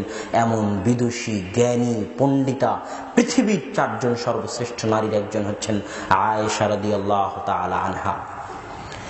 পিতা সর্বশ্রেষ্ঠ মানুষ, জামাই সর্বশ্রেষ্ঠ রাসূল, আর মেয়ে সর্বশ্রেষ্ঠ নারী। তো সর্বশ্রেষ্ঠ মানুষে সর্বশ্রেষ্ঠ নারীকে মারতেছে সর্বশ্রেষ্ঠ নবী, যিনি সর্বশ্রেষ্ঠ নবী, সেই সর্বশ্রেষ্ঠ নবী জামাইয়ের উপস্থিতিতে বিবাহিতা মেয়েকে সর্বশ্রেষ্ঠ পিতায় মারতেছেন। এর নাম ব্যক্তিত্ব, এর নাম ভারাত্ব। আর আপনি আপনার ছেলের গায়ে, আপনার মেয়ে বেপরদা হয়ে হাঁটে, তার গায়ে হাত তুলতে পারেন না, তার মানে আপনি পিতা নামের কলঙ্ক। আব্বু বহু বক্তব্যে আপনাদের বলেছে যে জন্ম দিতে পারলে বাপ হওয়া যায় না, জন্ম দিতে পারলে মা হওয়া যায় না, পাগলিও বাচ্চা জন্ম দিতে পারে। অতএব যদি সন্তান, পরিবার কন্ট্রোল করার মতো ব্যক্তিত্ব, ভারাত্ব আপনার না থাকে, তাহলে আপনার মতো পিতার ডুবে মরা উচিত। আপনার ভিতরে আগে ব্যক্তিত্ব আনতে হবে, ভারাত্ব আনতে হবে, যাতে আপনি সন্তানকে কন্ট্রোল করতে পারেন। বাড়িতে ঢুকলে সারা বাড়ি থরথর করে কাঁপবে, এর নাম পিতা। বাড়িতে ঢুকলে সারা বাড়ি থরথর করে কাঁপবে ভয়ে, এর নাম পিতা। এমন পিতা হওয়ার চেষ্টা করতে হবে, তাহলে সন্তানকে আদর্শ, আদব কায়দা শিখিয়ে শান্তি পাবেন। সম্মানিত উপস্থিতি, এখানে যে কয়েকটা কথা বলেছে: 1, মসজিদের সাথে সম্পর্ক তৈরি করতে হবে; 2, তার সামনে আদর্শ মডেল পেশ করতে হবে; 3, আদব কায়দা আপনাকে শিখাতে হবে; 4, আপনার মধ্যে ব্যক্তিত্ব এবং ভারাত্বের অভাব থাকলে ব্যক্তিত্ব ফিরিয়ে আনতে হবে, ভারাত্ব ফিরিয়ে আনতে হবে; 5, আপনি আউয়ালু তালিমিন তুআল্লিমু ওয়ালাদাক, আপনার সন্তানকে ম্যাজিস্ট্রেট বানান, ব্যারিস্টার বানান, আপনার সন্তানকে পুলিশ বানান, আর্মি বানান, ডিসি বানান, যাই বানান না কেন, অফিসার বানান, ডাক্তার বানান, ইঞ্জিনিয়ার বানান, বিজ্ঞানী বানান, যেটাই বানানোর ইচ্ছা থাক, সর্বপ্রথম সন্তানকে যে শিক্ষা দেওয়া ফরজ, আপনার উপর ফরজ, আপনার উপর ফরজ, সেটা হচ্ছে কোরআনের শিক্ষা। সর্বপ্রথম কোরআন শিখাবেন না, আর বাচ্চাকে ইংরেজি শিখাবেন সবার আগে, বাচ্চাকে কিন্ডার গার্ডেনে দিবেন সবার আগে, তাহলে আপনি গুনাহগার, অনেক বড় কাবিরা গুনাহে লিপ্ত। আগে সন্তানকে কোরআন শিখান, তারপরে যা ইচ্ছা তাই শিখায়েন। অতএব চতুর্থ বা পঞ্চম জরুরি কাজ হচ্ছে সন্তানকে সর্বপ্রথম কিসের শিক্ষা দিতে হবে? কোরআনের শিক্ষা দিতে হবে। সকল পিতার উপর ফরজ। আর বংশ পরম্পরায় ওসিয়ত করে যাবেন যে বেটা, তোমার যদি সন্তান হয় তাহলে সবার আগে যাই বানাও না কেন, বেটাকে সবার আগে কি শিখাবা? কোরআন শিখাবা। কোরআনের শিক্ষা ছাড়া যেন তার শিক্ষা শুরুই না হয়, কোরআনের শিক্ষা ছাড়া যেন তার শিক্ষা শুরুই না হয়। আমি বলিনি, ইবনে তাইমিয়া রাহিমাহুল্লাহ বলে গেছেন, আরবি শিখা প্রত্যেক মুসলমানের জন্য ফরজ। আরবি শিখা প্রত্যেক মুসলমানের জন্য ফরজ। আরবি শিখা প্রত্যেক মুসলমানের জন্য ফরজ। এটা ইবনে তাইমিয়া রাহিমাহুল্লাহর ফতোয়া, মাজমুয়া ফাতাওয়াতে আছে। আর আমার মাঝে মাঝে মনে হয় যে ফতোয়া ঠিক। যারা কোরআন জানে না, যারা আরবি জানে না, ইসলামের ভাষা একটাই, সেটা হচ্ছে আরবি। ইসলাম যে দেশে ঢুকেছে, যে শহরে ঢুকেছে, সেখানকার ভাষা যাই থাক, সেখানে ভাষা হয়ে গেছে আরবি। কোথায় স্পেন, কোথায় স্পেন, হিসাব করা যায় না। সেই স্পেনের ভাষা কি ছিল আল্লাহ ভালো জানে।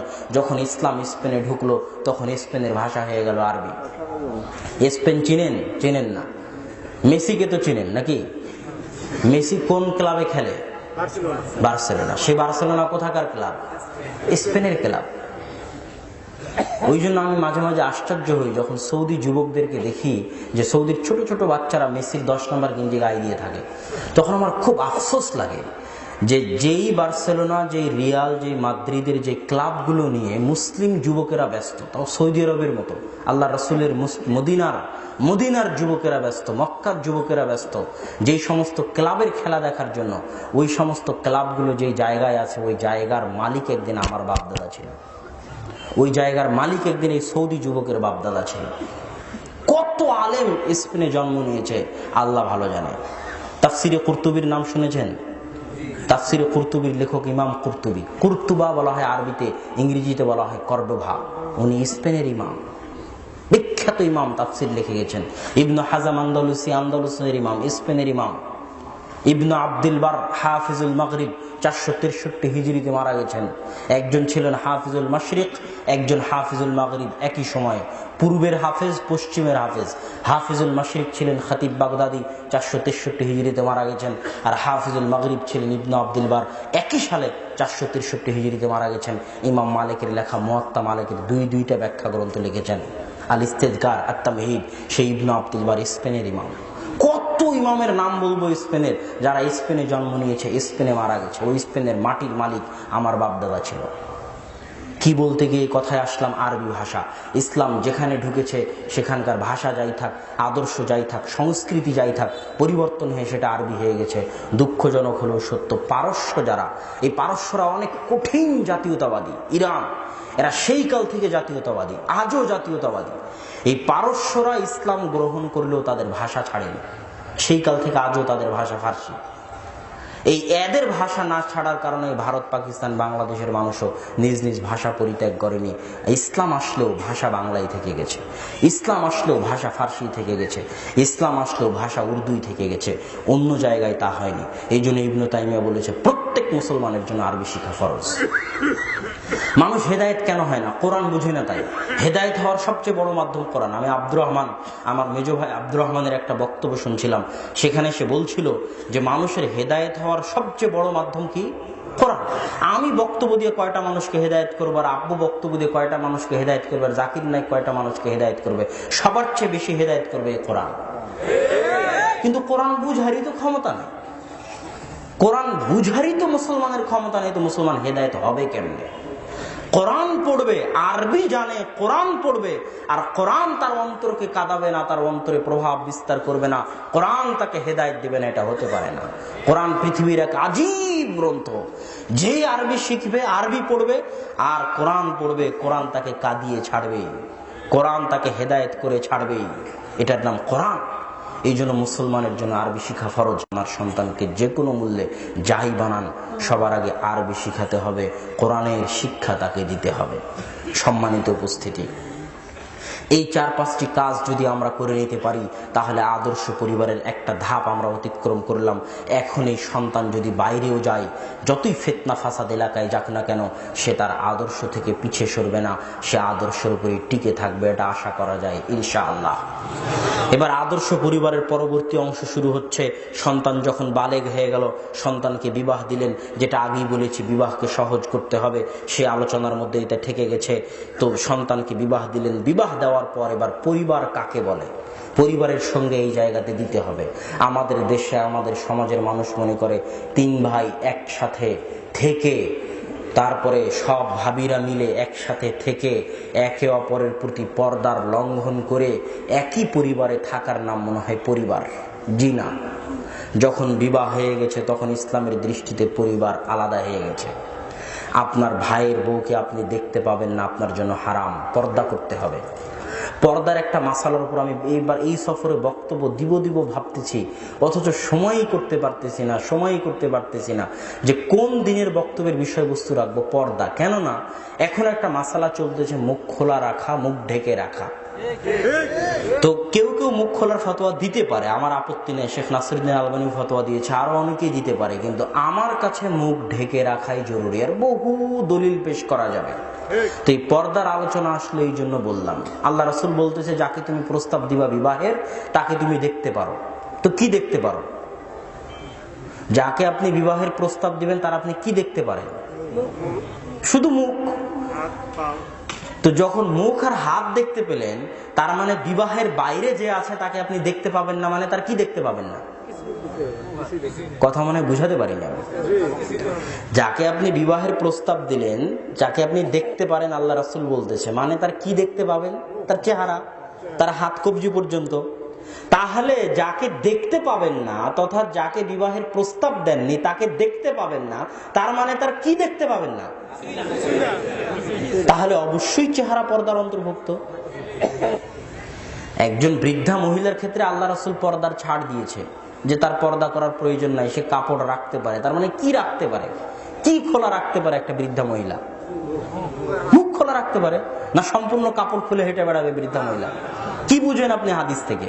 একজন বৃদ্ধা মহিলার পর্দার প্রয়োজন নাই, তার মানে তার কি দেখা যেতে পারে? তার চেহারা দেখা যেতে পারে। তার মানে যে বৃদ্ধা নয়, তার কি দেখা যাবে না? তার চেহারা দেখা যাবে না। এরকম শত দলিল পেশ করা যাবে যেগুলো প্রমাণ করে যে চেহারা ঢেকে রাখতে হবে, চেহারা পর্দার অন্তর্ভুক্ত। এর উপর আলাদা আর একদিন বিষয়ভিত্তিক আলোচনা পেশ করার চেষ্টা করব ইনশাআল্লাহ। এখন এখানে যেটা বলতে চাচ্ছিলাম, পরিবার যখন বেড়ে গেল, পিতা আছে, মা আছে, ভাইয়েরা আছে, তখন পরিবারের সবচেয়ে গুরুত্বপূর্ণ কাজ হচ্ছে পর্দার হেফাজত করা। আপনি আপনার ভাবিকে দেখতে পাবেন না, কেননা আজ আপনার ভাই আপনার ভাবিকে তালাক দিলে কাল ইদ্যত পালনের পর আপনি আপনার ভাইয়ের বউকে বিবাহ করতে পারবেন। আপনি আপনার চাচিকে দেখতে পাবেন না, আপনার মামিকে দেখতে পাবেন না। আপনার চাচি আপনার মামি আপনার থেকে পর্দা করবে কেন? আপনার মামা আপনার মামিকে তালাক দিলে, আপনার চাচা আপনার চাচিকে তালাক দিলে ইদ্যত পালনের পর আপনি আপনার মামি আপনার চাচিকে বিবাহ করতে পারবেন। এই জন্য পর্দা করতে হবে। আল্লাহ রাসূল বলতেছে, দেবর হচ্ছে মৃত্যুর মতো, দেবর হচ্ছে মৃত্যুর মতো, দেবর হচ্ছে মৃত্যুর মতো। এই জন্য পরিবার যখন জয়েন্ট ফ্যামিলি হবে, তখন বাড়িতে পর্দার রক্ষা করতে হবে। পর্দার রক্ষা করে যদি এক পরিবারে একই টেবিলে খেয়ে পরে পার করা যায়, তাহলে তো অনেক ভালো। এবার এই পরিবারের সবচেয়ে গুরুত্বপূর্ণ কাজ, যখন জয়েন্ট ফ্যামিলি হয়ে গেছে, ছেলের বিবাহ হয়ে গেছে, সব ছেলের বিবাহ হয়ে গেছে, তখন এবার পিতামাতার কর্তব্য থেকে সন্তানের কর্তব্য শুরু হলো। এতক্ষণ কার কর্তব্য ছিল? পিতার কর্তব্য। পিতা যখন বিবাহ দিয়েছে, পিতার কর্তব্য শেষ। বিবাহ দেওয়ার পর থেকে পিতার কর্তব্য কি? শেষ। পিতার টাকা বেশি থাকলে, সন্তানের অভাব থাকলে পিতা সহযোগিতা করবে, সেটা পরের কথা। কিন্তু এখন থেকে সন্তানের দায়িত্ব শুরু। সেটা হচ্ছে এই পরিবারের সকল সন্তানকে তাদের পিতামাতার খেদমত করতে হবে যে কোনো মূল্যে। এই সমগ্র কোরআনে আল্লাহ সুবহানাহু ওয়া তাআলা যেখানে যেখানে তার নিজের ইবাদতের কথা বলেছেন, সেখানে সেখানে যেখানে যেখানে নিজের শুকরিয়া আদায়ের কথা বলেছেন, সেখানে সেখানে আল্লাহ নিজের ইবাদতের পরে, নিজের শুকরিয়ার পরে পিতামাতার শুকরিয়া আদায় করতে বলেছেন। কেননা প্রথম সৃষ্টিকর্তা আল্লাহ, প্রথম লালন পালন কর্তা আল্লাহ। আল্লাহর দয়া, আল্লাহর নিয়ামতে আমরা পৃথিবীতে চলি। আর আল্লাহর দয়া, আল্লাহর নিয়ামতের পরে পৃথিবীতে আমাদের উপর যাদের দয়া, যাদের নিয়ামত সবচেয়ে বেশি, তারা কারা? তারা পিতামাতা। এই জন্য আল্লাহর ইবাদতের পরে, আল্লাহর শুকরিয়া আদায়ের পরে সবচেয়ে বেশি শুকরিয়া কাদের আদায় করতে হবে? পিতামাতার। এই জন্য পিতামাতার আনুগত্যের ফজিলতে কত শত হাদিস রাসূল সাল্লাল্লাহু আলাইহি ওয়াসাল্লাম বলে গেছে, যে হাদিসগুলো পড়লে বোঝা যায় রাসূল সাল্লাল্লাহু আলাইহি ওয়াসাল্লাম পিতামাতার আনুগত্যের ক্ষেত্রে, পিতামাতার অনুসরণের ক্ষেত্রে যে হাদিসগুলো বলেছেন, তার দুই একটা হাদিস পেশ করি। এক হাদিস আল্লাহ রাসূল বলছে, আনতা ওয়া মালুকা লিআবিক। এক ব্যক্তি আল্লাহ রাসূলকে এসে বলছে, আল্লাহ রাসূল, আমার টাকা পয়সা আমি কিছু উপার্জন করি, তো আমার বাবা আমার টাকা পয়সা নিয়ে নেয়। কথা বুঝলেন তো? রাসূল সাল্লাল্লাহু আলাইহি ওয়াসাল্লাম বলছে, আনতা ওয়া মালুকা লিআবিক। আরে তোর টাকাও তোর বাপের, তুইও তোর বাপের। এটা রাসূল সাল্লাল্লাহু আলাইহি ওয়াসাল্লামের হাদিসের বাক্য। রাসূল সাল্লাল্লাহু আলাইহি ওয়াসাল্লাম বলতেছে যে, সাখাতুল ওয়ালিদাইন সাখাতুর রব, রিজাল ওয়ালিদাইন রিজার রব। পিতার অসন্তুষ্টি আল্লাহর অসন্তুষ্টি, পিতামাতার সন্তুষ্টি আল্লাহ সুবহানাহু ওয়া তাআলার সন্তুষ্টি। আল্লাহ রাসূল বলছে, রাগিমা আনফু রাজুলিন, রাগিমা আনফু রাজুলিন, রাগিমা আনফু রাজুলিন। ওই ব্যক্তির নাক ধুলায় ধূসরিত হোক, ওই ব্যক্তির নাক ধুলায় ধূসরিত হোক, ওই ব্যক্তির নাক ধুলায় ধূসরিত হোক। আল্লাহ রাসূল কে, কার কথা বলতেছেন যার নাক ধুলায় ধূসরিত হোক?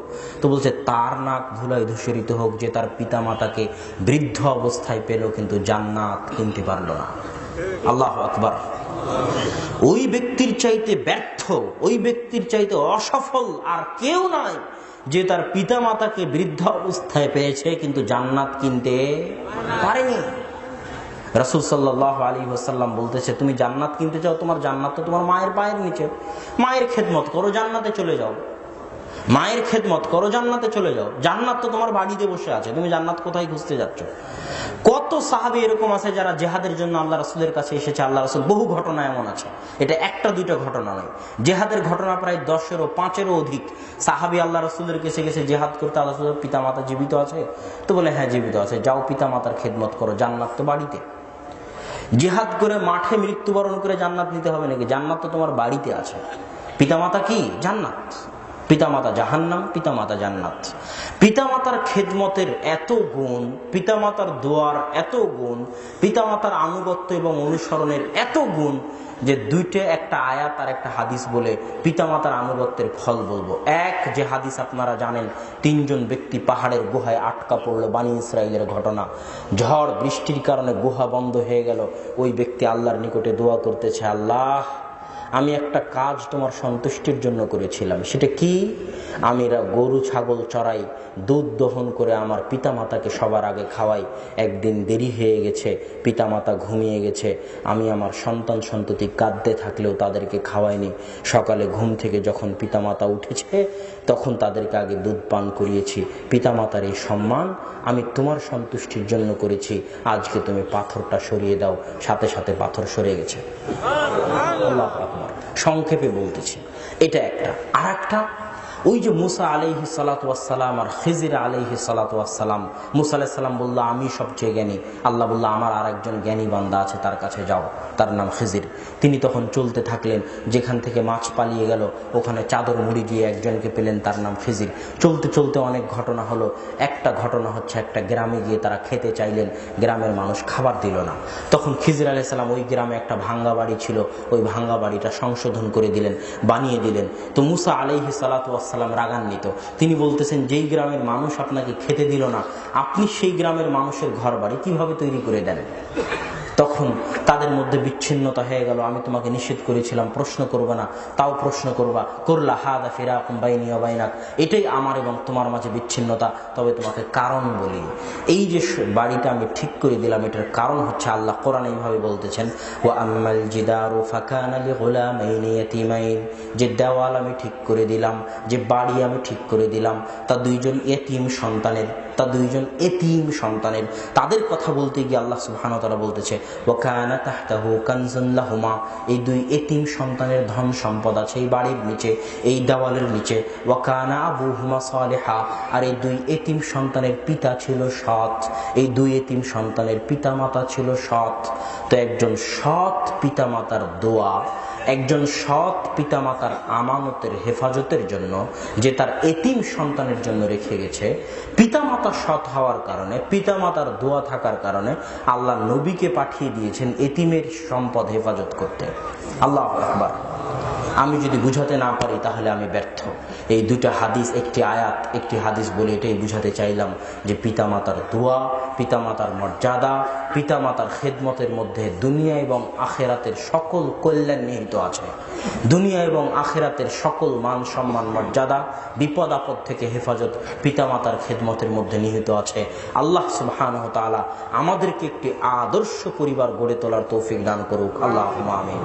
আদর্শ পরিবারের শেষ অংশ ছিল পিতামাতার খেদমত, পিতামাতার সাথে ভালো ব্যবহার। আর আদর্শ পরিবারের আগের অংশগুলো তো আপনারা শুনলেনই। এখন বক্তব্যের শেষাংশে আছে আপনাদের নিকটে একটা অনুরোধ, সেটা হচ্ছে আগামী 13-14 ফেব্রুয়ারি ডাঙ্গিপাড়া পবা রাজশাহীতে সালাফি কনফারেন্স, 5-6 মার্চ রূপগঞ্জ নারায়ণগঞ্জে সালাফি কনফারেন্স। উপস্থিত হওয়ার চেষ্টা করবেন। আমার জন্য, আব্বুর জন্য, আব্বু অসুস্থ, আব্বুর জন্য আপনারা অন্তর থেকে দোয়া করবেন।